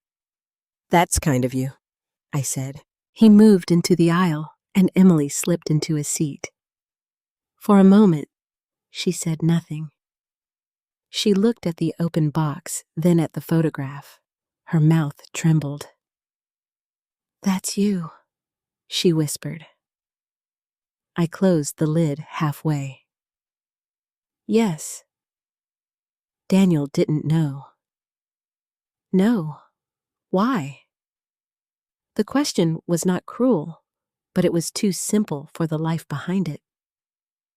"Because Daniel was a child when my flying ended," I said. "And after his father died, survival became louder than memory." Emily looked down at her hands. Her wedding ring flashed under the cabin light. "He's shaken," she said. I almost laughed. "Is he?" "He doesn't know how to process it." He knew how to process my embarrassment. Emily flinched. I regretted the sharpness immediately, but not enough to take it back. She swallowed. "I'm sorry for what he said, for what I didn't say." I looked at her then. There was shame in her face. Real shame. Not the kind people perform when they are caught, but the quiet kind that comes when a person sees her own silence clearly. "I should have defended you," she said, "at the lounge, at the check-in counter, in the car. Many times before today." I let the words sit between us. Outside the plane, the sky was endless and bright. "You are his wife," I said. "I understand wanting peace." She shook her head. "It wasn't peace. It was comfort. Mine, his. I let him treat you like someone beneath him because it was easier than challenging the man everyone praises." That surprised me.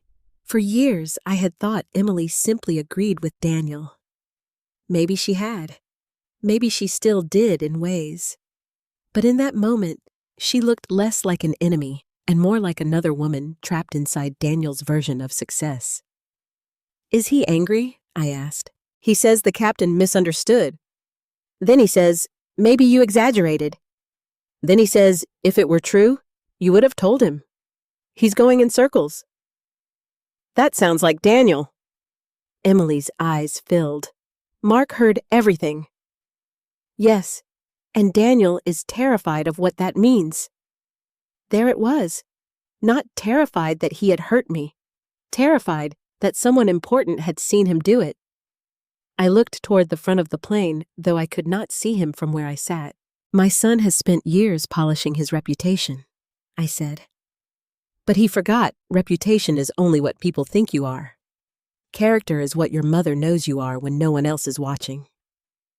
Emily wiped under one eye. He wasn't always like this.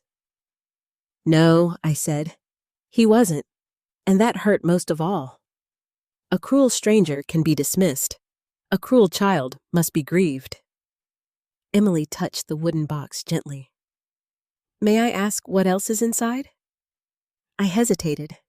Then I opened it.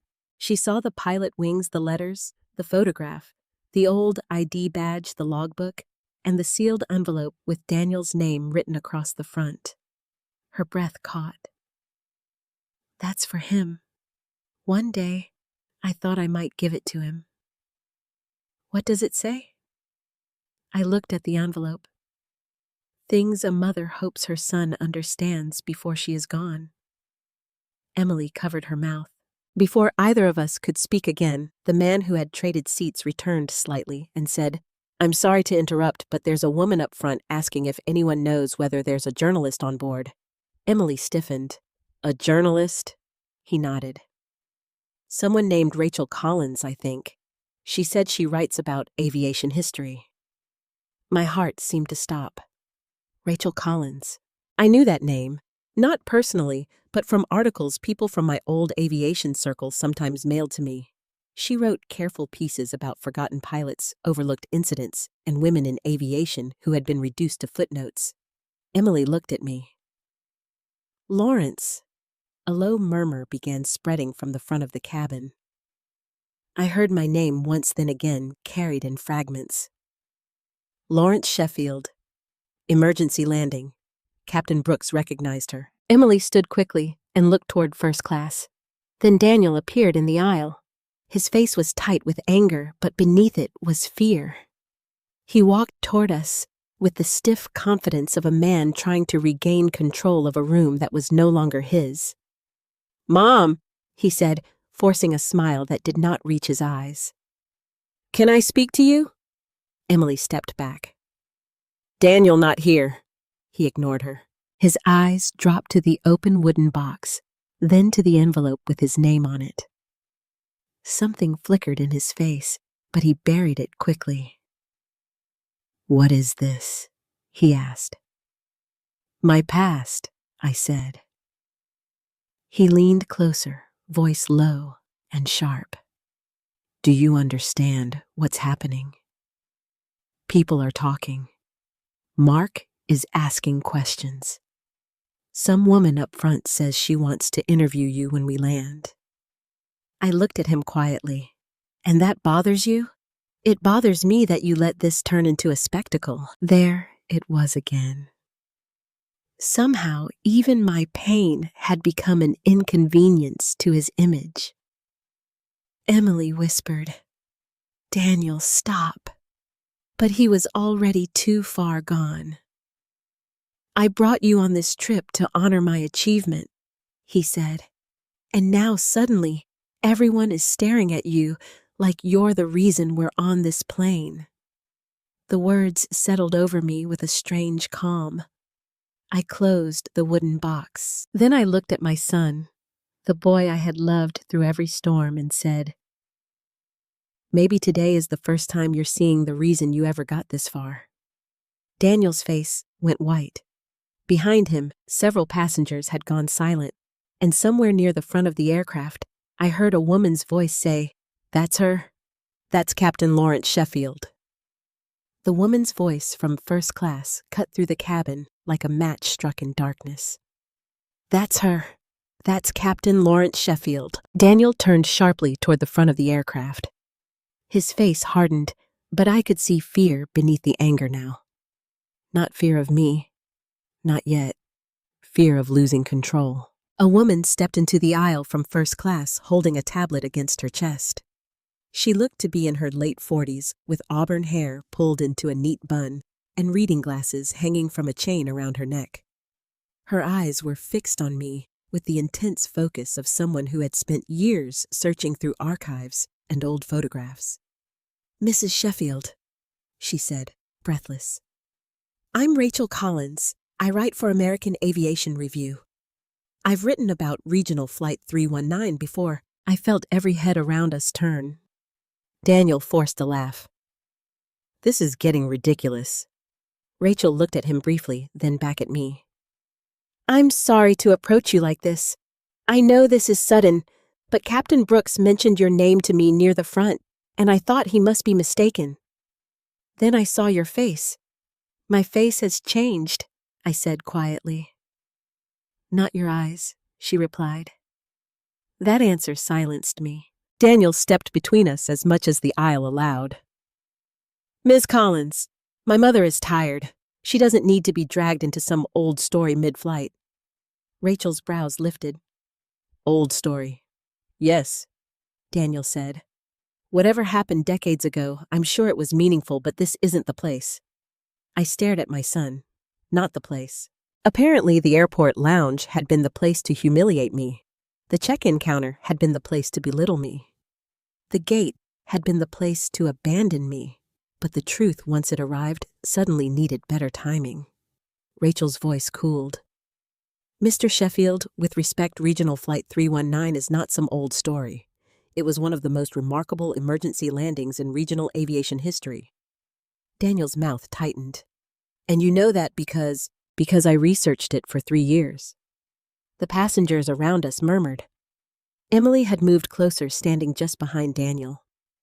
Her face was pale and her eyes kept shifting between him and me as if she were watching a bridge burn from both sides. Daniel leaned toward me. Mom, tell them this can wait. I looked up at him. Why? Because people are staring. They stared when you called me an embarrassment, too. The words left my mouth before I could soften them. A hush spread through the rows around us. Daniel's face went red. Keep your voice down, he hissed. I felt something inside me settle. All morning, I had lowered my voice, lowered my eyes, lowered my expectations, lowered my dignity so Daniel would not feel uncomfortable. But I was tired, so very tired. No, I said. Daniel blinked. What? No. I will not keep my voice down just to protect you from hearing what you said. Emily whispered. Lawrence? I stood slowly, one hand on the armrest. The man in the aisle stepped back to give me room. My knees ached, but my spine felt stronger than it had all day. I looked at my son, really looked at him, and for once I did not see only the boy I had raised. I saw the man he had chosen to become. You called me an embarrassment in front of strangers, I said. You told people I was simply traveling with you. You left me behind at the gate while you walked into first class with your pride polished brighter than your conscience. Daniel's lips parted. Mom, don't do this. You did this. The cabin was silent now, except for the soft hum of the engines. Rachel stood still, her tablet lowered. Mark Sullivan had risen near first class, watching with a grave expression. Even the flight attendants had paused at the curtain, unsure whether to interrupt or let a truth long delayed finally speak. Daniel looked around, humiliated. You're making me look awful. No, Daniel, I said. I am making you look accurate. His face changed as if I had slapped him. For 1 second, guilt flashed there. Then anger rushed in to cover it. You never told me any of this, he said. You never told me you were some famous pilot. You never told me about saving people. You just acted like a tired old woman my whole life and expected me to somehow know there was more. The cruelty of that sentence stunned even him after he said it. Emily gasped softly. Daniel. Rachel's eyes widened. The young woman in the window seat whispered, Oh my God. I absorbed the words slowly. A tired old woman, my whole life. I thought of 12-year-old Daniel asleep at the kitchen table while I stitched a torn backpack under a dim lamp because we could not afford a new one. I thought of myself signing away the last of Michael's life insurance to cover Daniel's private school tuition after he begged me not to send him to the district school where boys had bullied him. I thought of every meal I skipped and every doctor's appointment I postponed and every dream I buried without a funeral. I did not shout. My voice became very quiet. Do you know why I was tired, Daniel? He looked away. No. Look at me. Slowly, he did. I was tired because after your father died, I worked 3 jobs to keep you in the life he wanted for you. I was tired because I sold my car and took buses so you could attend summer engineering camp. I was tired because when you got into Northwestern, I sold the last piece of jewelry your father gave me, so your first tuition payment would clear on time. Daniel's mouth opened, but no words came. And yes, I continued, I was tired because before all of that, I had flown through a storm with dying instruments and one good engine carrying strangers' children in the back of my plane, praying I could get them to the ground alive. My voice trembled then, not with weakness, with the weight of finally telling the truth. Rachel stepped forward carefully. Mrs. Sheffield, everything you just said about Flight 319 aligns with the records I found. The engine failure, the emergency landing, the passengers, even the controversy afterward. Daniel turned to her. Controversy, Rachel's expression darkened. Your mother saved that aircraft, but after the investigation exposed maintenance failures and corporate negligence, the airline had every reason to keep her quiet. They praised her publicly, then let her disappear from the industry. Captain Brooks emerged from the cockpit doorway then.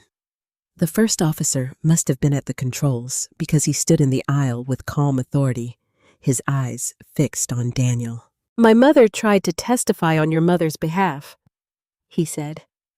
So did other passengers, but by then Mrs. Sheffield had withdrawn from public view. Daniel looked at me shaken now. Why would you do that? I laughed once softly and sadly.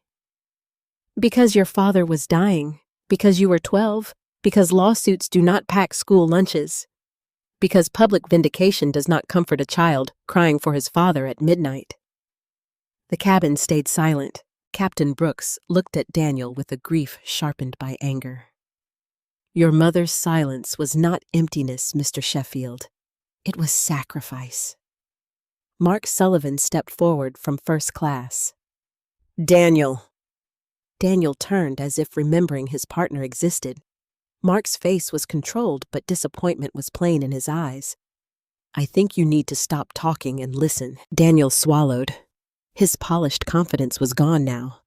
He looked younger, smaller, cornered by truths he could no longer dismiss. Rachel lifted her tablet slightly.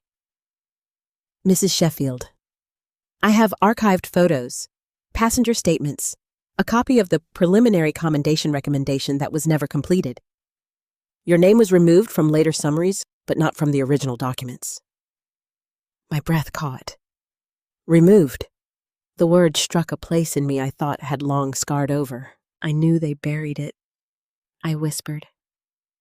I didn't know they erased me. Captain Brooks' voice softened. They didn't erase you from us. Then from a seat near the front, an older woman's voice called out, My brother was on that flight. Everyone turned. A woman with white hair and tearful eyes gripped the armrest. He passed years ago, but he used to say a woman pilot gave him 30 more years with his children. My hand flew to my chest.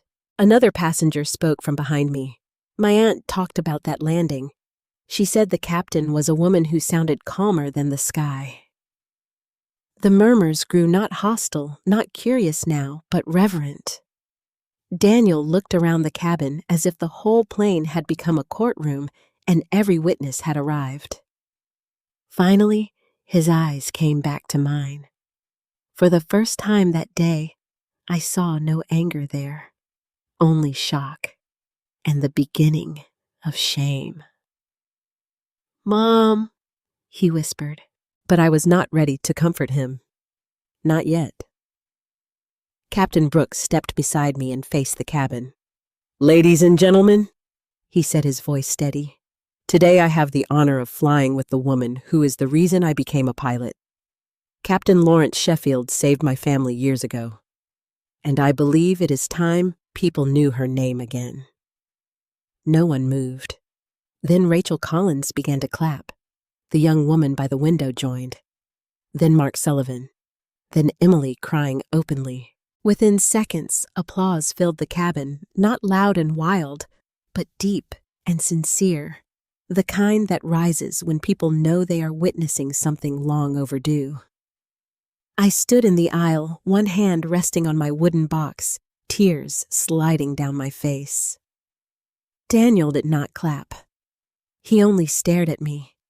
And in his eyes, I saw the terrible moment when a son finally understood that the woman he had been ashamed of had been carrying his entire life on her back. The applause did not last long, but its echo stayed inside me. When people finally settled back into their seats, the cabin felt different. Not louder, not chaotic. Different in the way a room changes after someone tells the truth. The air itself seemed heavier, as if every passenger understood they had witnessed something that did not belong only to me, but to every mother who had ever been underestimated after giving everything away. Daniel remained standing in the aisle for a few seconds too long. His face was pale, his mouth slightly open, his hands hanging at his sides like he no longer knew what to do with them. I had seen Daniel confident in boardrooms, proud at charity dinners, polished in photographs, sharp on phone calls. But I had almost never seen him speechless. Rachel Collins lowered her tablet and approached me carefully. "Mrs. Sheffield," she said, "I don't want to overwhelm you, but there are records, real records. Some are incomplete, but enough survived. I have copies of the original accident summary passenger testimonies and a recommendation for commendation that was filed but never finalized." I gripped the back of the seat beside me. "A recommendation?" "Yes," Rachel said. "From 2 investigators and at least 1 regional aviation safety officer. They recommended formal recognition for your actions during Flight 319. Captain Brooks looked sharply at her. "I didn't know that." Rachel nodded. "Most people don't. It was buried in archived correspondence. The airline changed ownership twice afterward. Files scattered. Some vanished, but not all." My eyes moved to Daniel. He was listening now. Really listening. Mark Sullivan stood a few rows behind him, his expression no longer politely curious, but deeply troubled. Emily had one hand pressed to her chest. She looked as if she wanted to come to me, but did not know whether she had earned the right. Daniel swallowed. "So there was an award." Rachel glanced at him. "There should have been." His face tightened at the correction. Should have been. Those 3 words carried a whole lost life inside them. Rachel continued. "The public story became complicated after maintenance failures surfaced. There were lawsuits, insurance disputes, internal blame shifting. Your mother's landing was initially praised, but the company had no interest in keeping public attention on an incident that exposed their own negligence." Captain Brooks' voice darkened. "So they let her disappear." "Worse," Rachel said. "They benefited from her silence." A murmur passed through the cabin again. I felt suddenly tired. Not sleepy. Bone tired. The kind of tired that comes when a truth you carried alone is finally placed on a table, and everyone can see how heavy it was. Daniel took one slow step toward me. "Mom," he said, voice rough. "I didn't know." I looked at him. Those words should have softened me. For years, I had imagined him saying them one day. I had imagined his shock, his regret, maybe even his arms around me. But standing there in the aisle, after a morning of being corrected, hidden, scolded, abandoned, and accused, I discovered that I didn't know was not enough to undo. "You're embarrassing me." "No," I said. "You didn't." His eyes reddened. "Why didn't you tell me?" Rachel's face tightened, but she stayed silent. Captain Brooks watched Daniel with quiet judgment. I answered slowly. "Because when you were young, I wanted you to have a childhood, not a burden. When your father died, You needed stability. You needed meals, school-clean shirts, someone clapping at your games. I thought love meant letting my past stay behind me so yours could move forward. Daniel's jaw trembled. And later he asked. I held his gaze. Later, you stopped asking who I was before I became useful to you. That struck him harder than anything Rachel had said. He looked down. For once, he did not defend himself. Captain Brooks cleared his throat. Mrs. Sheffield, I need to return to the flight deck. But before I do, I want you to know something. My mother kept a file, too. I turned to him. Olivia did. He nodded, and his eyes warmed. Every newspaper clipping, every letter she tried to send, a photograph of you carrying me off that plane. She wanted me to know that survival is not luck when someone else fights for it. I pressed my hand against my chest. After we land, he continued. I would like to call her, if you are willing. My breath caught. She would want to speak to me. His face softened with disbelief. Mrs. Sheffield, she has wanted to speak to you for 32 years. 32 years. The number moved through me like wind through an old house. Before I could answer, Rachel looked down at her tablet as a notification appeared. Her expression changed. What is it? Mark asked from behind Daniel. Rachel hesitated, then said, I messaged a colleague when Captain Brooks first confirmed her identity. Someone at the Chicago Aviation Heritage Foundation just replied. Daniel's head snapped up. The Chicago Aviation Heritage Foundation, Rachel glanced at him. Yes, they're connected to the business leadership event in Chicago this weekend. Robert Hayes is on their board. At the name, Daniel stiffened. Mark Sullivan stepped fully into the aisle. Robert Hayes is presenting Daniel's award tomorrow night. Rachel looked surprised. Then he would absolutely know about this. He's been trying to revive recognition for overlooked regional aviation incidents. Flight 319 was on his list. Daniel's face drained again. I looked between them, not fully understanding. What does that mean? Mark answered quietly. It means the people hosting Daniel's ceremony may already know your story. Daniel shut his eyes for a second. There it was, the world turning beneath him. He had brought me to Chicago as an accessory he hoped would stay quiet. But the very stage he wanted to stand on might be connected to the honor I had been denied. Rachel typed quickly on her tablet. Robert is asking if I'm certain it's you. Captain Brooks said, Tell him I confirmed it personally. Rachel did. A few seconds later, another message arrived. Her eyes widened. What? Emily asked. Rachel read C's. What Emily asked. Rachel read C lently first, then looked up at me with awe. He says the foundation found an unclaimed commendation file last year. They had no current contact for Lawrence Sheffield. They believed you might have passed away. Lently first, then looked up at me with awe. He says the foundation found an unclaimed commendation file last year.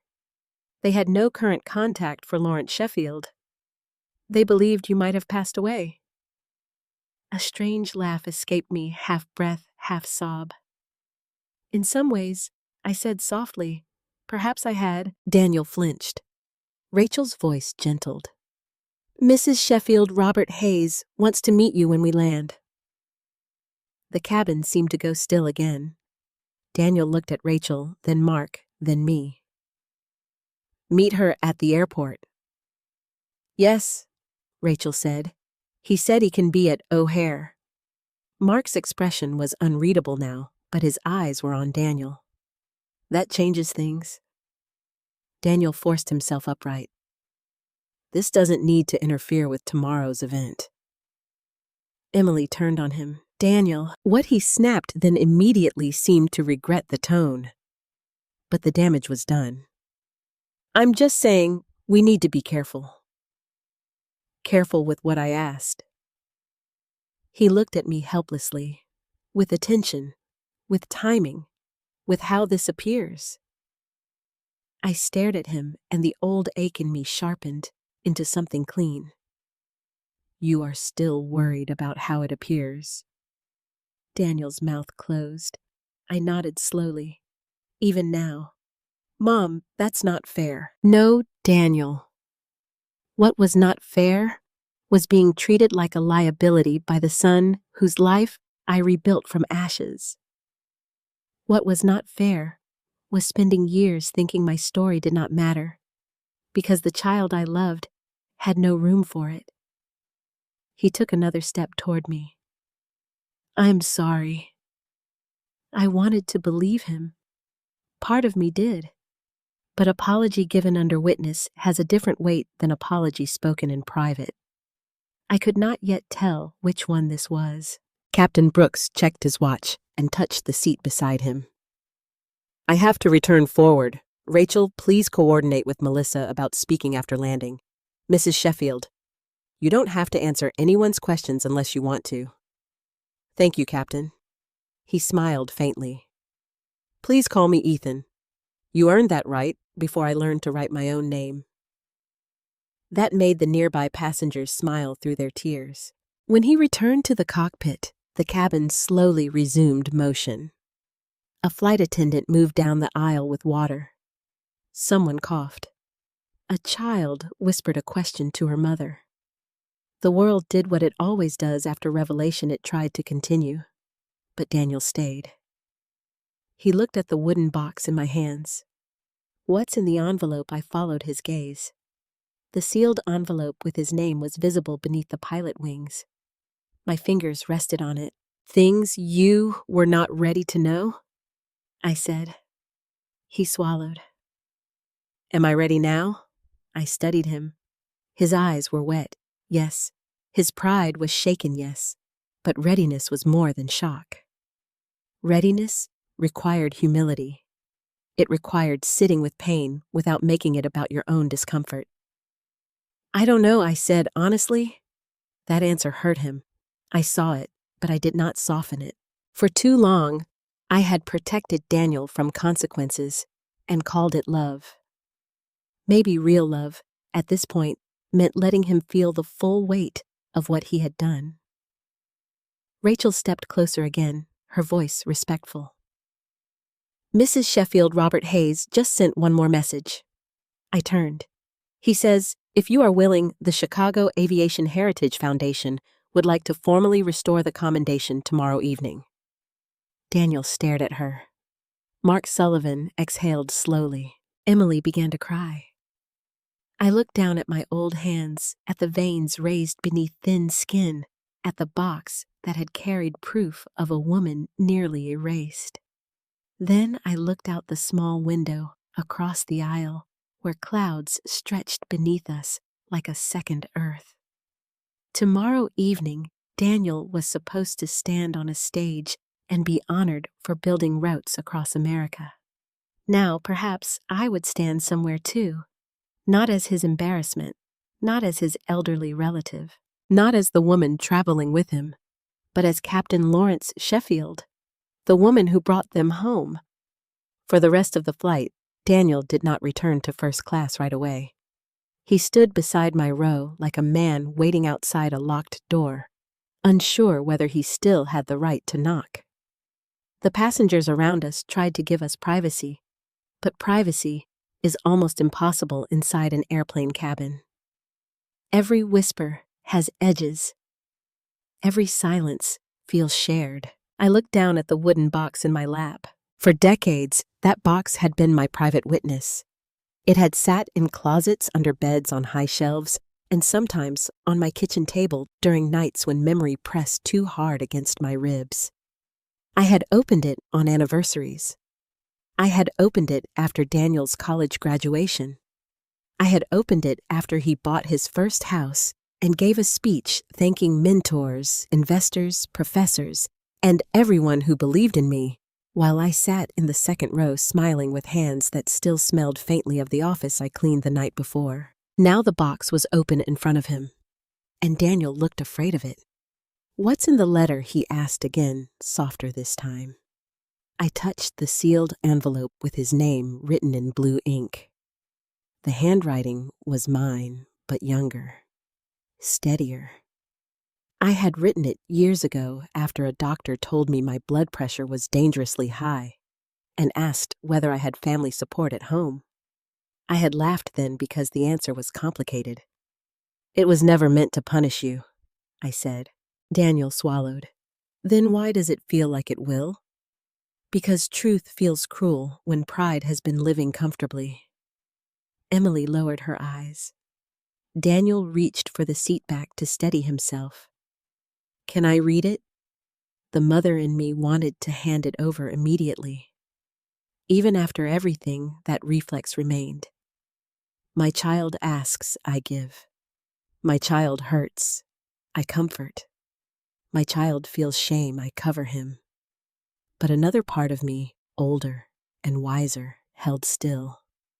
"Not yet," I said. His face fell. "Mom, no. If you read this now, you will read it while people are watching, while your reputation is trembling, while your fear is louder than your heart. That letter deserves better than panic." He looked down. Rachel Collins, standing a few steps away, nodded slightly as if she understood the sanctity of certain papers. I lifted the pilot wings from the box. The silver had dulled around the edges, but the shape still held its dignity. "These were given to me after my first solo command," I said. Daniel stared at them. "I've never seen those." "No, why didn't you keep them somewhere visible?" I smiled sadly. "Visible to whom?" He flinched. I placed the wings in his palm. His fingers curled around them carefully, as though he expected them to burn. "They're heavier than they look," he whispered. "Most things are." Beneath the wings were photographs. I pulled out the first one, a younger version of myself, standing beside a small regional aircraft cap, tucked under one arm, smiling at someone outside the frame. My dark hair was pinned perfectly. My uniform jacket fit sharply. My eyes were bright with a future I had not yet been asked to surrender. Daniel stared at the picture as if looking at a stranger. "That's you?" "That was me. You look." He stopped. "Say it." He swallowed. "Powerful?" I took the photograph back gently. I was. The word did not sound arrogant. It sounded like a fact, finally allowed to breathe. I showed him another photo. Michael holding baby Daniel at an airport observation deck. Daniel was wrapped in a blue blanket, and Michael was laughing at something I had said. I remembered that day clearly. I had just returned from a 3-day route, exhausted but happy, and Michael had driven to the airport because he said Daniel missed the sound of my voice. Daniel touched the edge of the photo. "Dad took me to see you fly many times." "I don't remember. You were little." He looked devastated by that, as if forgetting had become another form of betrayal. Then I pulled out the newspaper clipping. Rachel leaned closer. "That's the original front page piece, yes?" The photo showed me carrying Ethan through rain. My face was younger, fierce bleeding. The child in my arms was turned toward my shoulder. In my arms was turned toward my shoulder.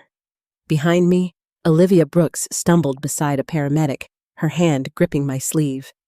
Daniel looked from the clipping toward the Cockpit pit door. That was Captain Brooks. Behind me. Olivia Brooks stumbled beside a paramedic, her hand gripping my sleeve. Daniel looked from the clipping toward the cockpit door. That was Captain Brooks. Yes. And his mother. "Olivia," he pressed his lips together. "You saved them. I did my job." Rachel spoke gently. "Mrs. Sheffield, with respect, you did more than your job." I looked at her, and for the first time, I did not argue. Maybe age teaches humility, but pain can teach a woman to erase herself. I had mistaken the two for years. Under the clipping was a stack of letters tied with faded ribbon. Those came after the landing, I said. From passengers, families, children, people I never saw again. Daniel's hand hovered over them. May I nodded. He untied the ribbon slowly. The first letter was from Olivia Brooks. Her handwriting had been careful, almost formal, but the words still trembled across the page. Daniel read silently at first. Then his voice broke. Dear Captain Sheffield, my son sleeps with the plastic wings you gave him. He asks whether pilots are angels. I told him no, but sometimes God lets one borrow a uniform. He stopped reading. Emily covered her mouth, tears running freely now. Daniel lowered the letter. His eyes were wet. I don't know what to say, he whispered. That may be the first honest thing you've said today. He nodded, as if accepting the wound. I pulled out another item, my old airline identification badge. The photo had faded, but my name remained clear. Captain Lawrence Sheffield. Daniel touched the word captain with his thumb. I called you embarrassing, he said. Yes. The cabin seemed to tighten around that confession. I said you got overwhelmed. Yes. I told Mark you were just traveling with us. Yes. Each answer was soft, but none spared him. He covered his face with one hand. I was ashamed of everything that made me, he whispered. That sentence pierced me. Because it was true. Not just of me, but of the old house, the patched clothes, the church potlucks, the used textbooks, the mother who saved coupons, the father who died too soon, the years of struggle Daniel had spent his adult life trying to outrun. He had not only been ashamed of me, he had been ashamed of the road that brought him to success, and I had paved much of that road with pieces of myself. I reached into the bottom of the box and removed one final folder. This, I said, you do need to know. Daniel lowered his hand. Inside the folder were financial records, old tuition receipts, loan documents, the bill of sale for my car, a copy of the paperwork from selling Michael's small plot of inherited land outside Waco, a receipt from the jeweler where I sold my wedding necklace. Daniel stared, confused at first. Then recognition began to form. What is this? Your education, I said. He shook his head slowly. No, I had scholarships. You had some scholarships. I had grants. Some? He looked at the papers again, his breathing changing. I thought Dad's insurance covered the rest. Your father's insurance paid the mortgage for a while and buried him with dignity. It did not send you to Northwestern. It did not pay for your summer programs. It did not buy the laptop you needed your sophomore year when you called crying because yours crashed 2 days before finals. Daniel's face crumpled. I told you I handled it, he whispered. You were 19. You were not supposed to handle it alone.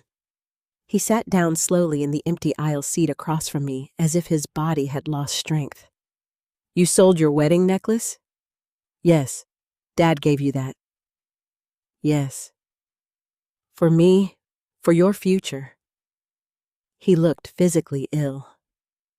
Emily knelt beside his seat. Daniel? He shook his head, unable to look at her.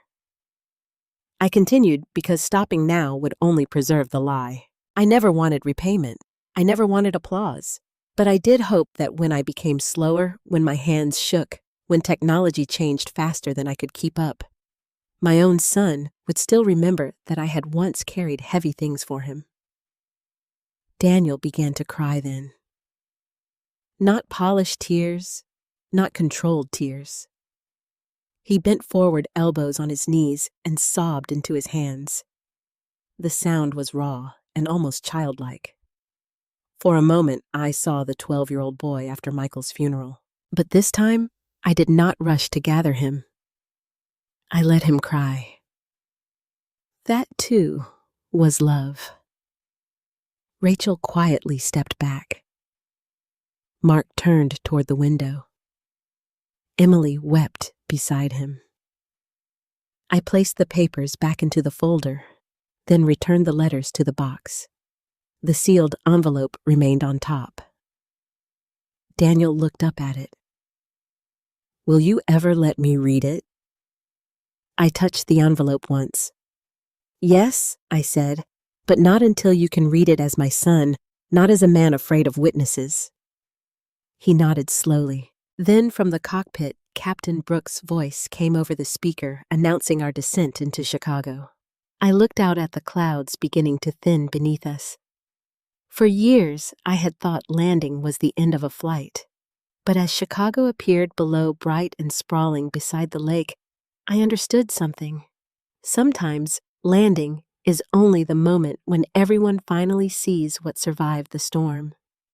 The descent into Chicago felt quieter than any landing I had ever experienced as a passenger. Outside the window, Lake Michigan appeared first wide and silver beneath the afternoon sun.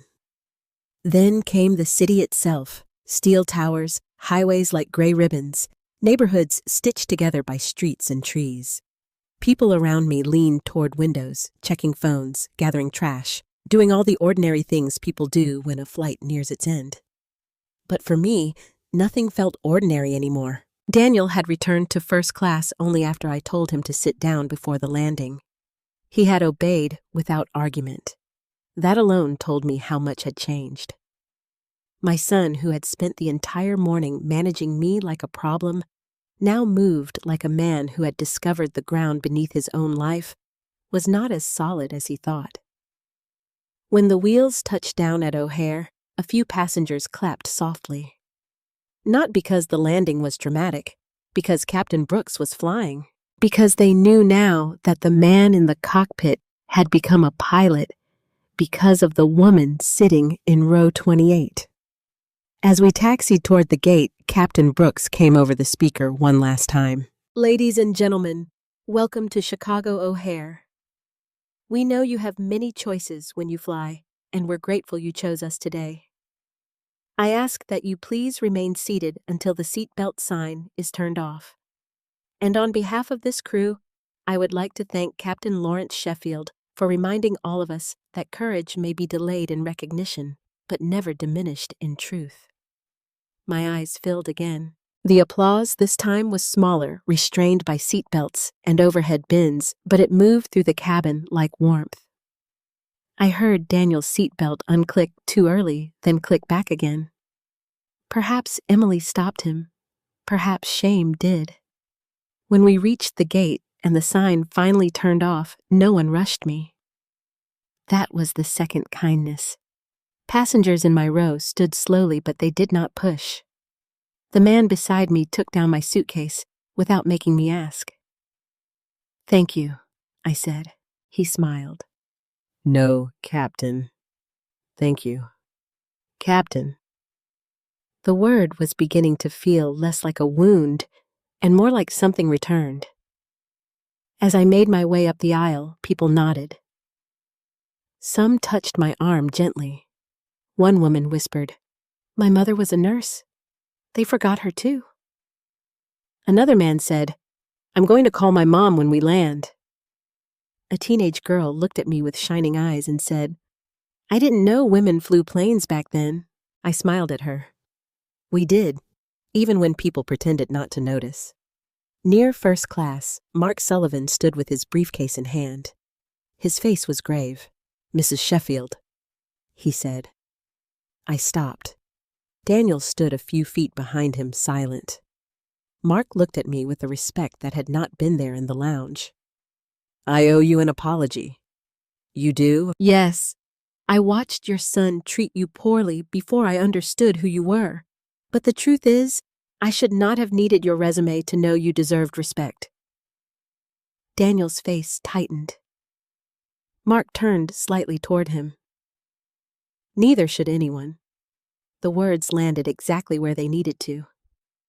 Daniel lowered his eyes. Emily stepped forward, tears still marking her face. Lawrence, may I walk with you? I looked at her for a moment. Yes. Daniel flinched slightly, as if my answer to Emily had reminded him he had not been invited. When we stepped off the plane, Captain Brooks was waiting in the jet bridge.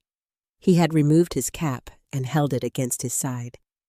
Beside him stood Rachel Collins, tablet in hand, and a tall black man in a charcoal suit with kind eyes and a silver lapel pin shaped like wings. "Mrs. Sheffield," Captain Brooks said, "this is Robert Hayes."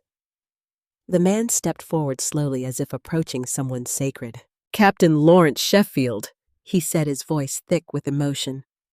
"I cannot tell you what an honor this is." I laughed softly, overwhelmed. "I think you may have the wrong woman." His eyes warmed. "No, ma'am. We have had the wrong absence for too long." Rachel turned her tablet toward him. "I verified the materials in flight. The clipping, the letters, the ID badge, they match the archive." Robert Hayes nodded. "Our foundation uncovered the commendation file last year while building tomorrow evening's aviation leadership segment. Your name was listed, but the contact information was decades old. We hired someone to search public records, but there were several Lawrence Sheffields, and one report incorrectly suggested you were deceased. Segment. Your name was listed, but the contact information was decades old. We hired someone to search public records, but there were several Lawrence Sheffields, and one report incorrectly suggested you were deceased."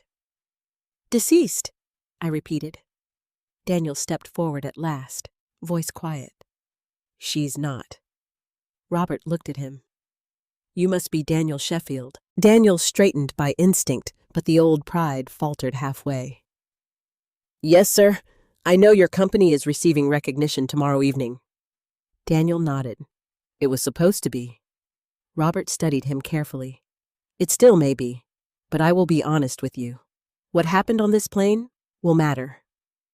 Daniel went pale. "Sir," Mark Sullivan interrupted from behind us. "Robert, I think we need to talk before tomorrow." Daniel turned sharply toward him. "Mark." Mark's face was firm. "No, Daniel. Not as damage control. As accountability." That word changed the air. Accountability. Daniel had built a career on measurable performance.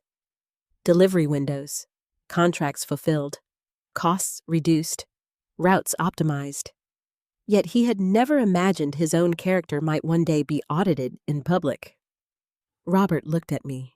"Captain Sheffield, may we speak somewhere more private?" I wanted to say no. I wanted to go to the hotel, remove my shoes, sit in silence, and be nobody for an hour. But Rachel's eyes held a careful urgency. Captain Brooks looked hopeful. Emily was quietly waiting for my choice. Daniel looked terrified that my answer would decide something larger than he could control. For once, I did not make my decision based on what would make Daniel comfortable. "Yes," I said. "We can speak." Robert arranged for an airline representative to escort us to a private conference room near the terminal. The walk there felt unreal. Captain Brooks stayed on one side of me, Emily on the other. Rachel walked ahead with Robert exchanging details. Mark followed behind. Daniel trailed last. I noticed that. So did he. The conference room had glass walls, a long table, and a view of planes moving beyond the terminal.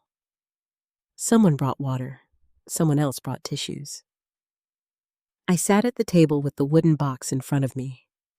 Robert did not rush. He waited until everyone was seated before speaking. "Captain Sheffield, tomorrow night's event includes several honors. Mr. Sheffield's Logistics Award is part of the business segment. Our foundation was invited to present a restored aviation legacy commendation, but until today, we did not have the recipient." Daniel closed his eyes. I looked at Robert. "And now?" "Now we do," he said. Rachel added, "And the story is stronger than the archive suggested." "Stronger?" I asked. She glanced at Daniel, then back at me. "Because it is not only about a pilot erased by institutions, It is about a mother erased inside her own family. Daniel bent forward, as if the words physically hurt. Emily whispered. Rachel's face softened, but she did not apologize. I'm not saying that to shame him. I'm saying it because it is true. Daniel looked up then. His eyes were red. It is true, he said. The room went silent. He turned toward Robert. I treated my mother terribly today. Not just today, for years. I minimized her, corrected her, hit her when I thought she didn't fit the image I wanted. I thought my success made me self-made. His voice cracked. It didn't. He looked at me. I was standing on her sacrifices and calling her embarrassing. No one moved, not even me. Daniel wiped his face with one hand. If that affects my award tomorrow, then it should. Mark Sullivan exhaled slowly as if he had been waiting for that sentence. Robert watched Daniel for a long moment. That is the first thing you've said that sounds worthy of leadership. Daniel lowered his head. I felt something inside me loosen, but not fully. A good sentence could be a beginning. It was not yet a transformation. Robert turned back to me. Captain Sheffield, the Foundation, would like to formally restore your commendation tomorrow evening in Chicago. There will be aviation leaders, business leaders, press, and families of service members. Ethan has already asked permission to speak. Rachel would like to document your story properly. And if you agree, we would like to contact surviving passengers or relatives tonight. My hands trembled around the water glass. Tonight, Rachel nodded. Some may still be reachable. Olivia Brooks first, if you're willing. Captain Brooks' eyes filled. I looked at him. The 6-year-old boy from the storm was gone, replaced by a captain with gray in his hair. Yet in that moment, I saw both. Yes, I said. Call her. Ethan stepped out with his phone. Through the glass wall, I watched him stand in the hallway, shoulders tense as he dialed. He spoke for a few seconds, then covered his mouth. His head bowed. When he returned, tears were in his eyes. She wants to hear your voice, he said. He handed me the phone. My hand shook as I lifted it. Hello? I whispered. For a second, there was only breathing. Then an old woman's voice, fragile but clear, crossed 32 years of silence. Captain Sheffield. My tears fell before I answered. Yes, Olivia. It's me. A sob broke through the speaker. I knew God would let me thank you before I died. I closed my eyes. Across the table, Daniel covered his face and wept silently. And for once, no one tried to stop the tears. Olivia Brooks cried before she said anything else. Her sob came through Ethan's phone, thin and trembling, but it filled the conference room more completely than any applause on the plane. I held the phone with both hands, afraid that if I loosened my grip, 32 years of distance would return and steal her voice away again. Olivia, I whispered. I have thought of you and Ethan so many times. You carried my boy, she said. You carried him out in the rain when I couldn't make my legs move. Olivia, I whispered. I have thought of you and Ethan so many times. You carried my boy, she said. You carried him out in the rain when I couldn't make my legs move. I remember. I tried to find you. I wrote letters. I called the airline. They kept telling me you were unavailable, then retired.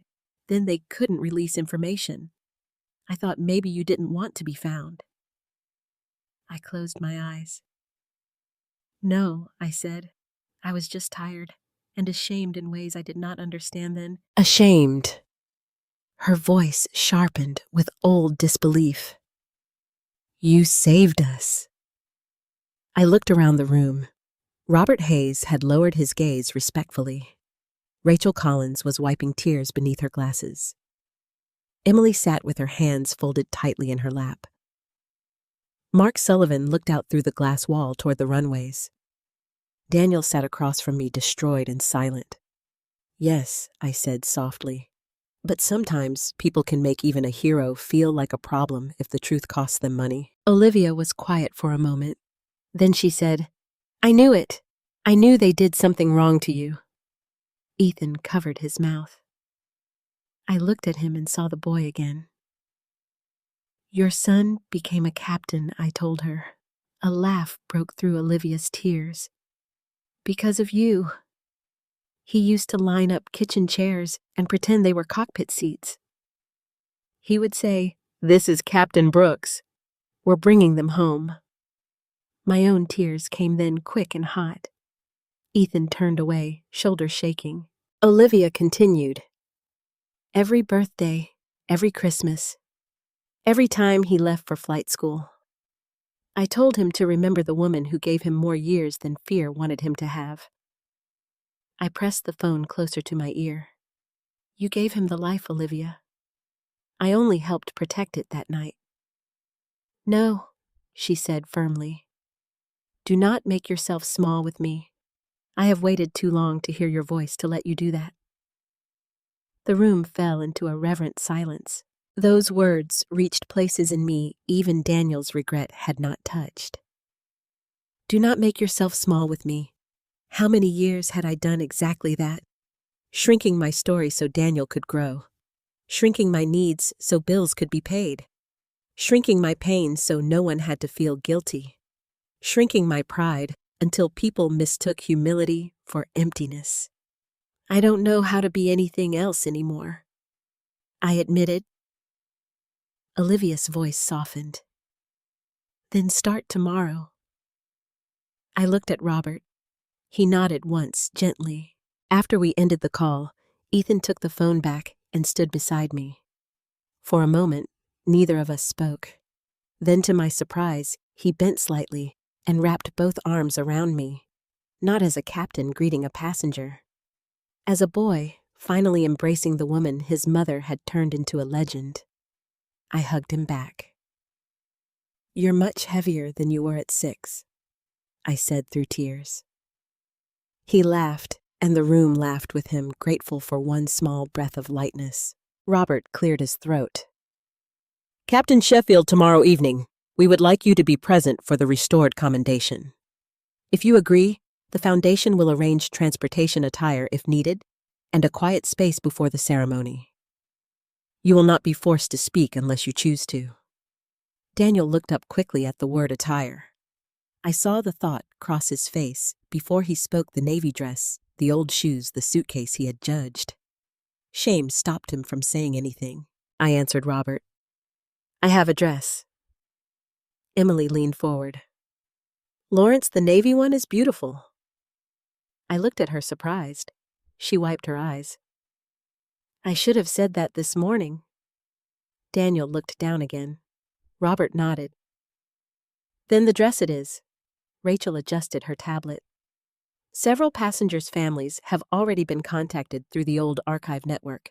2 are in Illinois. 1 may attend tomorrow. Others are sending statements. It's happening so fast, I said. Recognition often does, Rachel replied. Only the waiting takes years. That sentence stayed with me. Mark Sullivan finally turned from the window.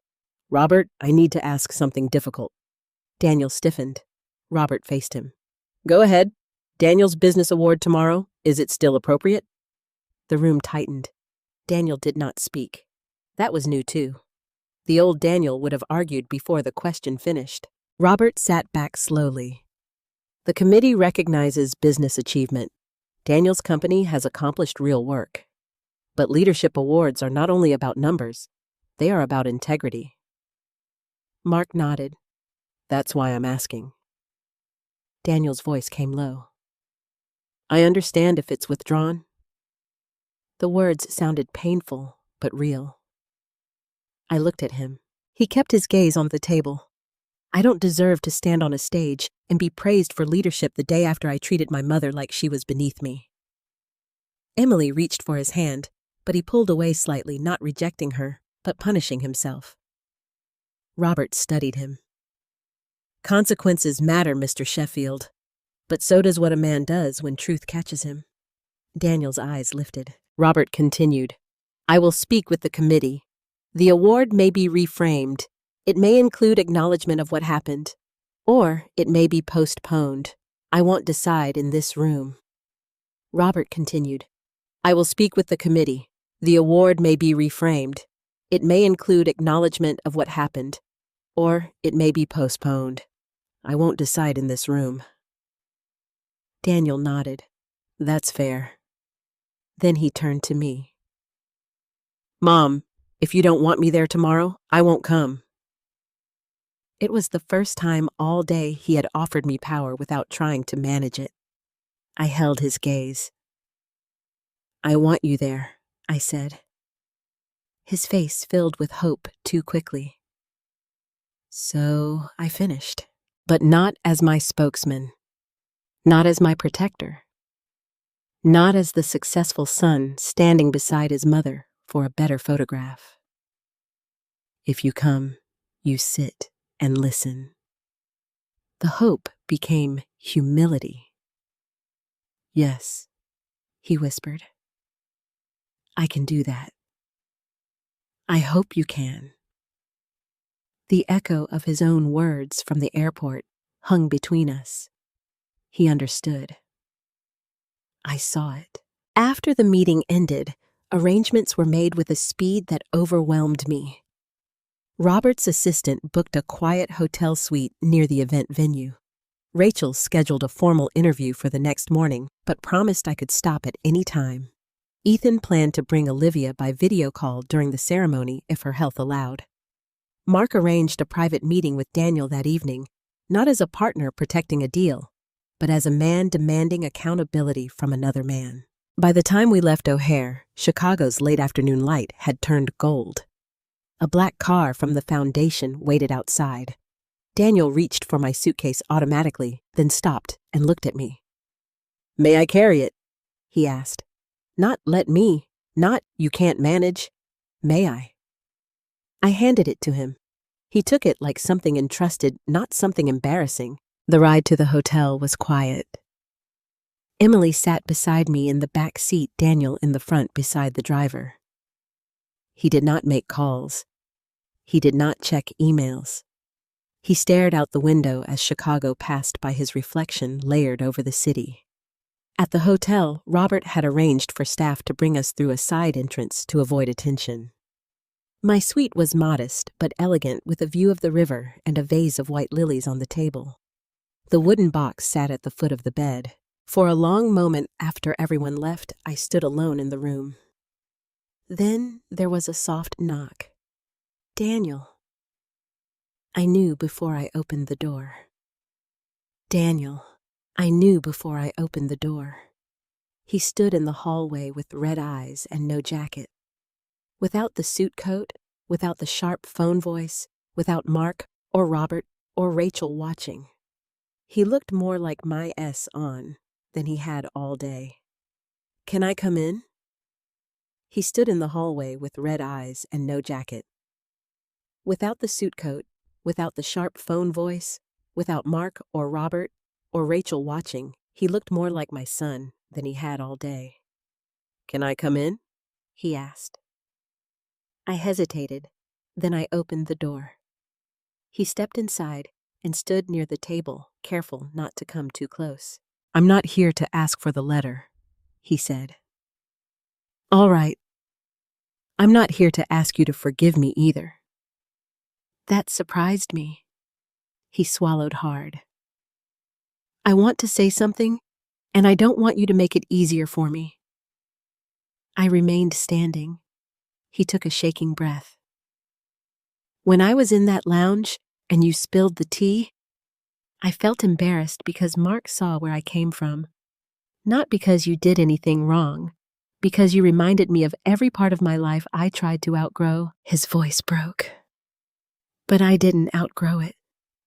I betrayed it. Tears slid down his face. I betrayed you. For the first time that day, his apology did not sound like fear. It sounded like recognition. I sat slowly in the chair by the window. Daniel lowered himself to his knees, not dramatically, not for display, simply because his legs seemed unable to hold him. "I am so sorry, Mom," he whispered. "Not because they found out. Because you lived through all of that, and I made you feel small after the world already tried to erase you." I looked at my son kneeling on the hotel carpet. My heart hurt, but it did not rush. Love was there. So was anger. So was grief. So was the long memory of being dismissed piece by piece. "I hear you," I said. He bowed his head. It was not forgiveness. Not yet. But it was the first honest landing we had made together in years. Daniel stayed on his knees for a long time. I did not tell him to get up.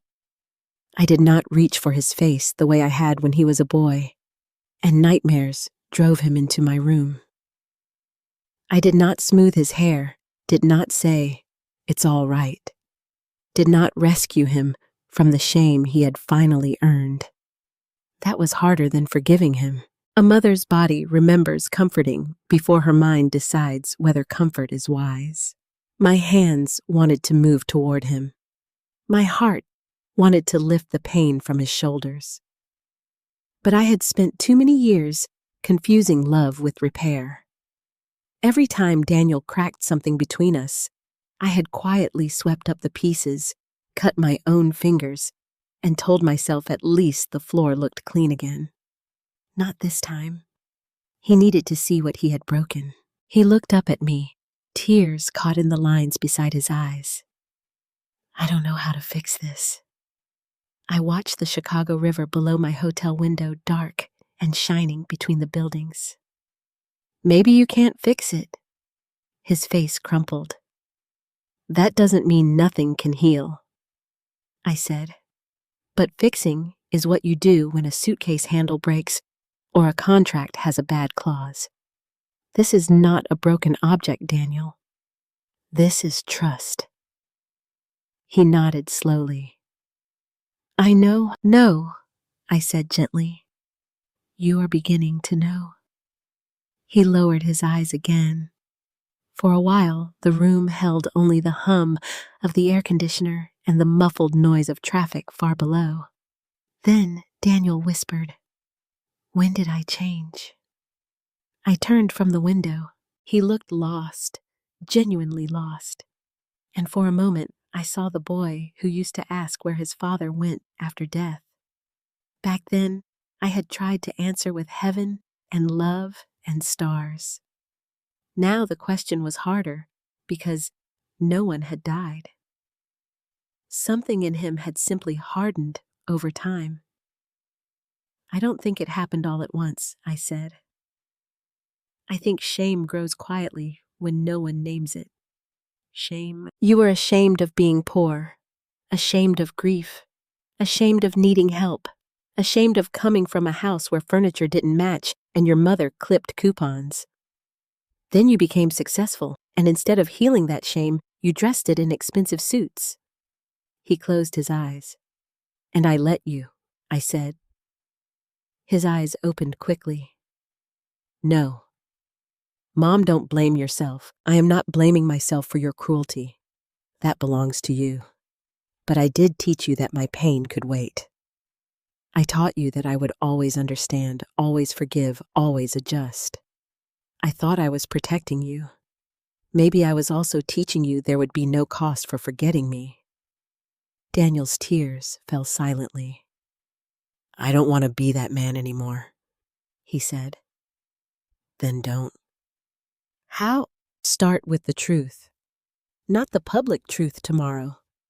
The private one. Every day after this, when nobody is clapping, when no captain is watching, when no reporter is writing your redemption for you."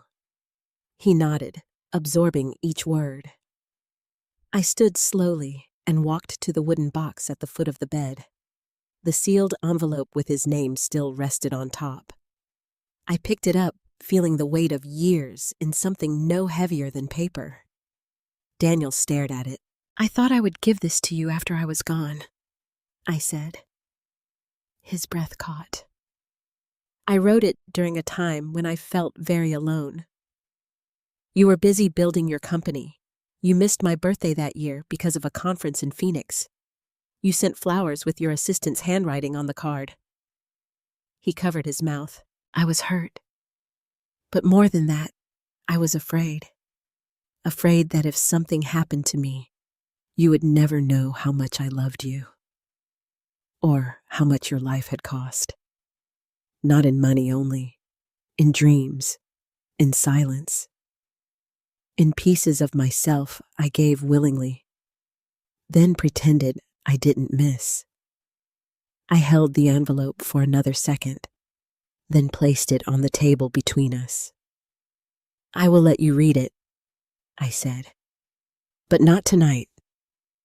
Daniel nodded, though pain crossed his face.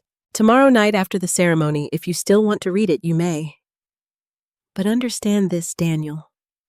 That letter is not your punishment. It is not a weapon. It is my heart, and you do not get to hold my heart carelessly anymore. He bowed his head. I won't. I hope not. This time, the echo did not wound him. It steadied him.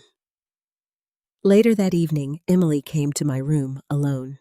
Daniel had gone to meet Mark Sullivan, and I could tell from her face that the meeting had not been easy. Mark told him the company board will review his conduct, she said quietly.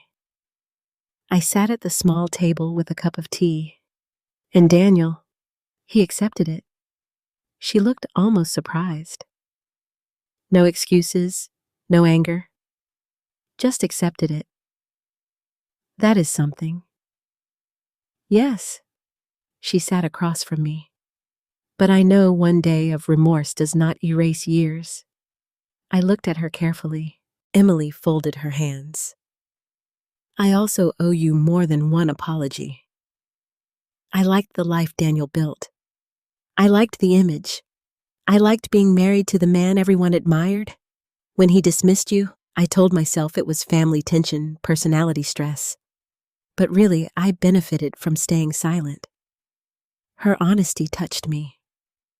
You were afraid of disrupting your marriage, I said. I was afraid of losing comfort. There was no self-pity in her answer. That made me respect it. What will you do now? I asked. She looked toward the window. Tell the truth in my own house, even when it costs me peace. I smiled faintly. Peace built on silence is not peace. It is storage. She gave a small, tearful laugh. You sound like someone who should give speeches. Tomorrow will be enough. The next morning, Rachel Collins arrived with a recorder, a notepad, and the gentlest questions I had ever been asked about the hardest parts of my life. She did not mind my grief for drama. She handled each memory like fragile glass. We spoke about Flight 319, about Michael, about the airline's silence, about motherhood, about the strange invisibility that can settle over older women once their sacrifices are no longer useful to anyone's story. At one point, she asked, "What do you want people to understand most?" I looked at the wooden box. That women do not become small just because the world stops looking up at them, I said. And mothers do not stop being people just because they love their children. Rachel stopped writing for a moment. That should be in your speech. I laughed nervously. I'm not sure I can give one. You landed a plane in a storm. That was different. How I thought about it. In the cockpit, I knew what everyone needed from me. And tomorrow, I looked at my old pilot wings on the table. Maybe tomorrow, I need something from myself. By evening, the navy dress was pressed. My shoes polished my gray hair softly shaped by a stylist Emily had arranged but did not force upon me. She asked first. That mattered. When I looked in the mirror, I did not look young. I did not look like the woman in the cockpit photograph. My hands showed age. My face showed grief. My body showed years of work and weather and endurance. But I looked like myself. Fully. Daniel knocked before the car arrived. He stood in the hallway wearing a dark suit, no flashy watch, no phone in his hand. His eyes moved over my dress, and this time, there was no embarrassment in them. Only sorrow and pride. You look beautiful, Mom, he said. I accepted the words slowly. Thank you. He swallowed. May I ride with you? I picked up my clutch and the wooden box. Yes.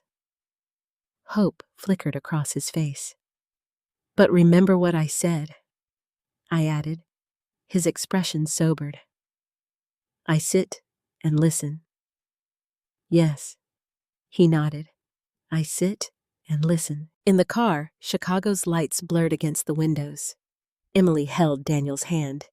Ethan was meeting us at the venue. Olivia would appear by video if her strength allowed.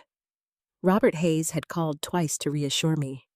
Rachel would be there not to expose me, but to document what should never have been hidden. Daniel looked at me once during the drive. I'm proud of you, he said quietly. I looked out at the city. For years, I had wanted those words so badly. I would have forgiven almost anything to hear them. Now that they had come, I understood something important. They were beautiful, but they were not the foundation beneath me anymore. Thank you, I said. Then I rested my hand on the wooden box and prepared to enter the room, not as Daniel Sheffield's mother, not as an old woman he had almost left behind, but as Lawrence Sheffield. Captain Lawrence Sheffield. And whatever happened next, I would not make myself small again. The ballroom was brighter than I expected. Gold chandeliers hung from a painted ceiling, casting warm light over round tables dressed in white linen. At the front of the room, a stage had been set with a podium, 2 flags, and a large screen showing the logo of the Chicago Aviation Heritage Foundation beside the Business Leadership Council. Men and women in suits moved through the room with glasses of water and folded programs speaking in the low, polished voices of people accustomed to ceremonies. For a moment, I almost turned around. My hand tightened around the wooden box. Daniel noticed, but he did not touch my arm without asking, Are you all right? No, I said honestly. But I'm here. He nodded. I'll stay beside you until you want me to sit. That was new too. Not an instruction. Not a correction. An offer. Emily walked on my other side. Ethan Brooks waited near the stage in his captain's uniform, standing tall beneath the lights. When he saw me, his face softened with the kind of pride that did not demand anything in return. Rachel Collins was near the press table. Robert Hayes stood by the podium speaking with an older man from the council. When Robert saw us, he excused himself immediately and came forward. Captain Sheffield, he said, thank you for trusting us with this evening. I looked around the room. I'm not sure I know how to be honored. His smile was gentle. Then, just let us tell the truth. That is enough. Daniel lowered his eyes. We were seated at a front table. Daniel did not sit next to the podium as he had originally expected. His business award had not been canceled, but Robert had told us privately that the committee had changed the presentation. Daniel would still be acknowledged for his company's work, but the leadership portion would include a statement from Mark Sullivan about humility, accountability, and the difference between success and character. Daniel had accepted it, not happily, not easily. But honestly, that mattered. The ceremony began with music introductions and formal acknowledgments. I heard names, titles, applause, but much of it passed through me like water. My eyes kept returning to the stage steps.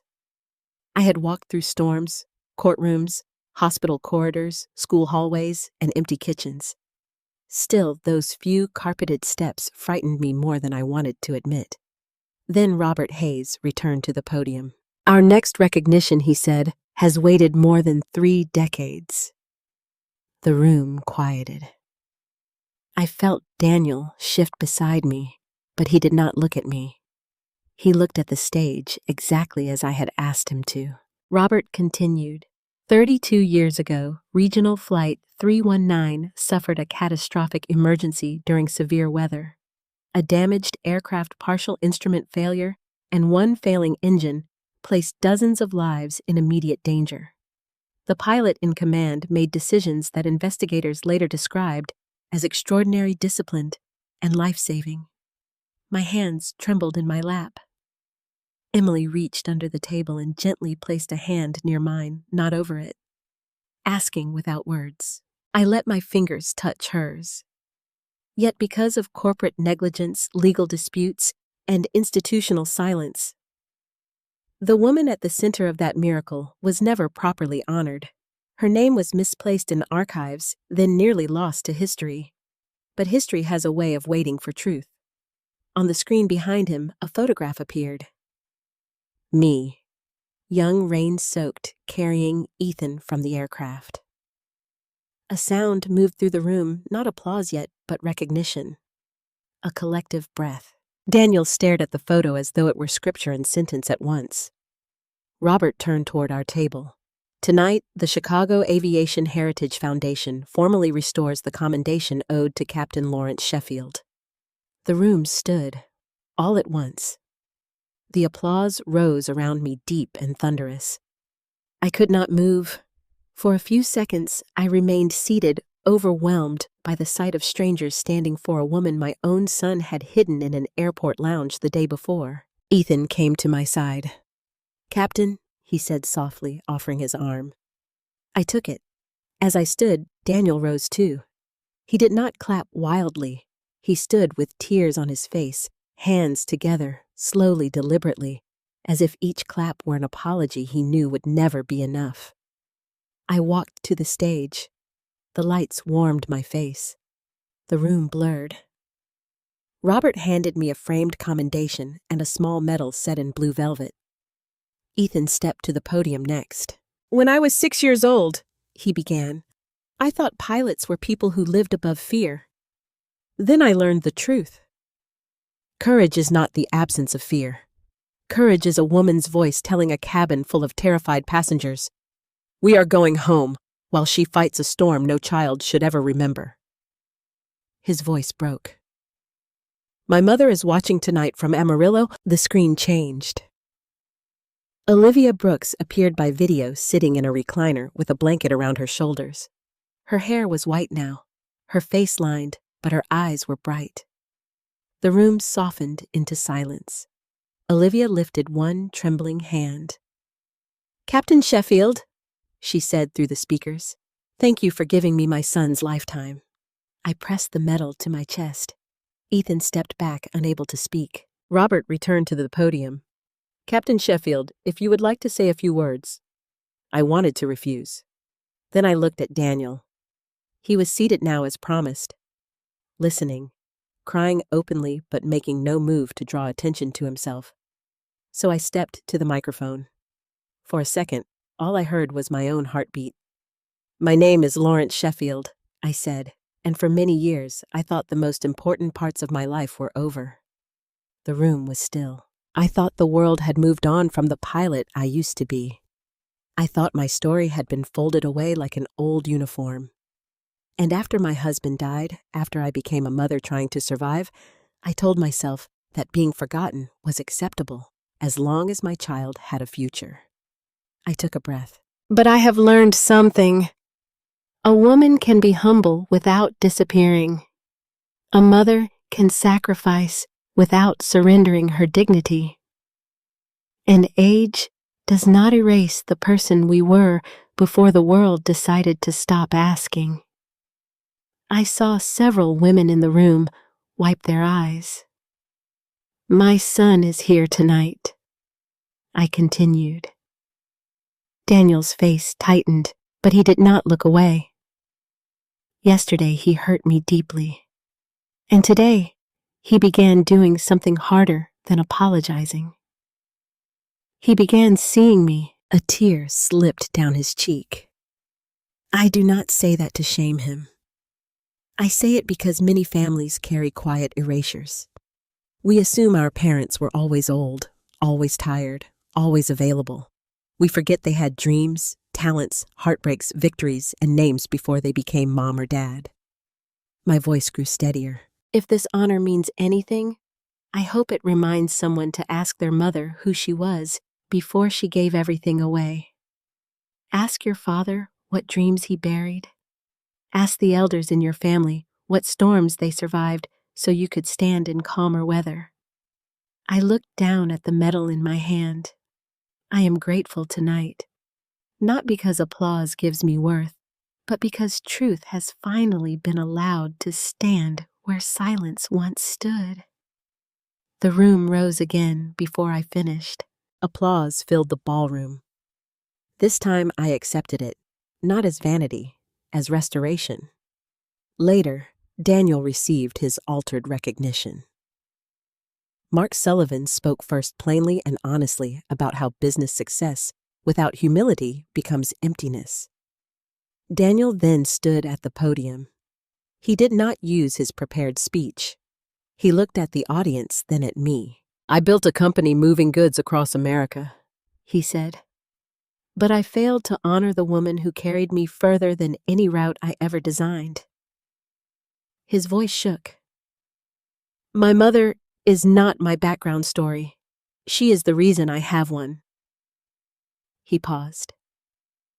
I accept this recognition tonight only as a reminder that leadership begins at home, with how we treat the people who cannot benefit our image but built our character. It was not a perfect speech, but it was true, and true was enough for one night. After the ceremony in the quiet hotel suite, I handed Daniel the envelope. He read it, sitting beside me, not in front of cameras, not before witnesses, but as my son. He cried through most of it. When he finished, he did not ask for instant forgiveness. He only placed the letter carefully back in my hands and said, "Thank you for loving me better than I deserved." I looked at him for a long time. Then I touched his cheek. "I forgive you, Daniel," I said, "but we will rebuild slowly." He nodded. "As slowly as you need." "No," I said, "as honestly as we both need." Months later, Daniel visited my small house every Sunday. Sometimes he brought groceries. Sometimes he brought flowers. Sometimes he simply sat at the kitchen table and asked me questions he should have asked years ago.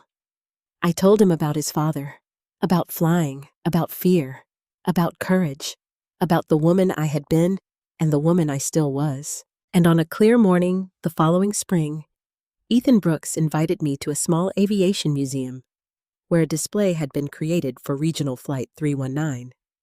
My pilot wings sat beneath glass now beside the photograph of me carrying a 6-year-old boy through the rain. Daniel stood beside me, reading every word. This time, he was not embarrassed. He was proud. But more importantly, I no longer needed his pride to know my worth. Because I had finally remembered what the sky had known all along. I was never small. I had only been waiting to rise again. Sometimes the people closest to us forget that love has a history. They see the wrinkles, the slow steps, the old clothes, the simple habits, and they forget there was once a young person full of dreams, standing behind all of that. They forget that mothers and fathers do not become background characters just because their children grow successful. Behind every polished adult, there may be a parent who skipped meals, sold treasures, buried ambitions, and smiled through exhaustion so that child could stand taller. Lawrence's story reminds us that dignity does not expire with age. A person's worth is not measured by how modern they look, how fast they walk, how much money they have, or whether their own family remembers their sacrifices. True worth lives in character, courage, and the quiet good we do when no one is applauding. Daniel's regret also teaches something important. Apology is only the doorway. Real change begins after the tears, after the public shame, after the dramatic moment passes. If we have hurt someone who loved us, we must not demand instant forgiveness. We must sit, listen, repair, and become safer people over time. And for anyone watching who has ever felt unseen by their own family, please remember this: being overlooked does not mean you are worthless. Sometimes the truth simply arrives late. But when it arrives, stand tall enough to receive it. If this story touched your heart, tell me in the comments, would you forgive Daniel or would you keep your distance longer? Share where you're watching from and what time it is in your city. And if you believe stories like this matter, please like, subscribe, and stay with us for more emotional family stories.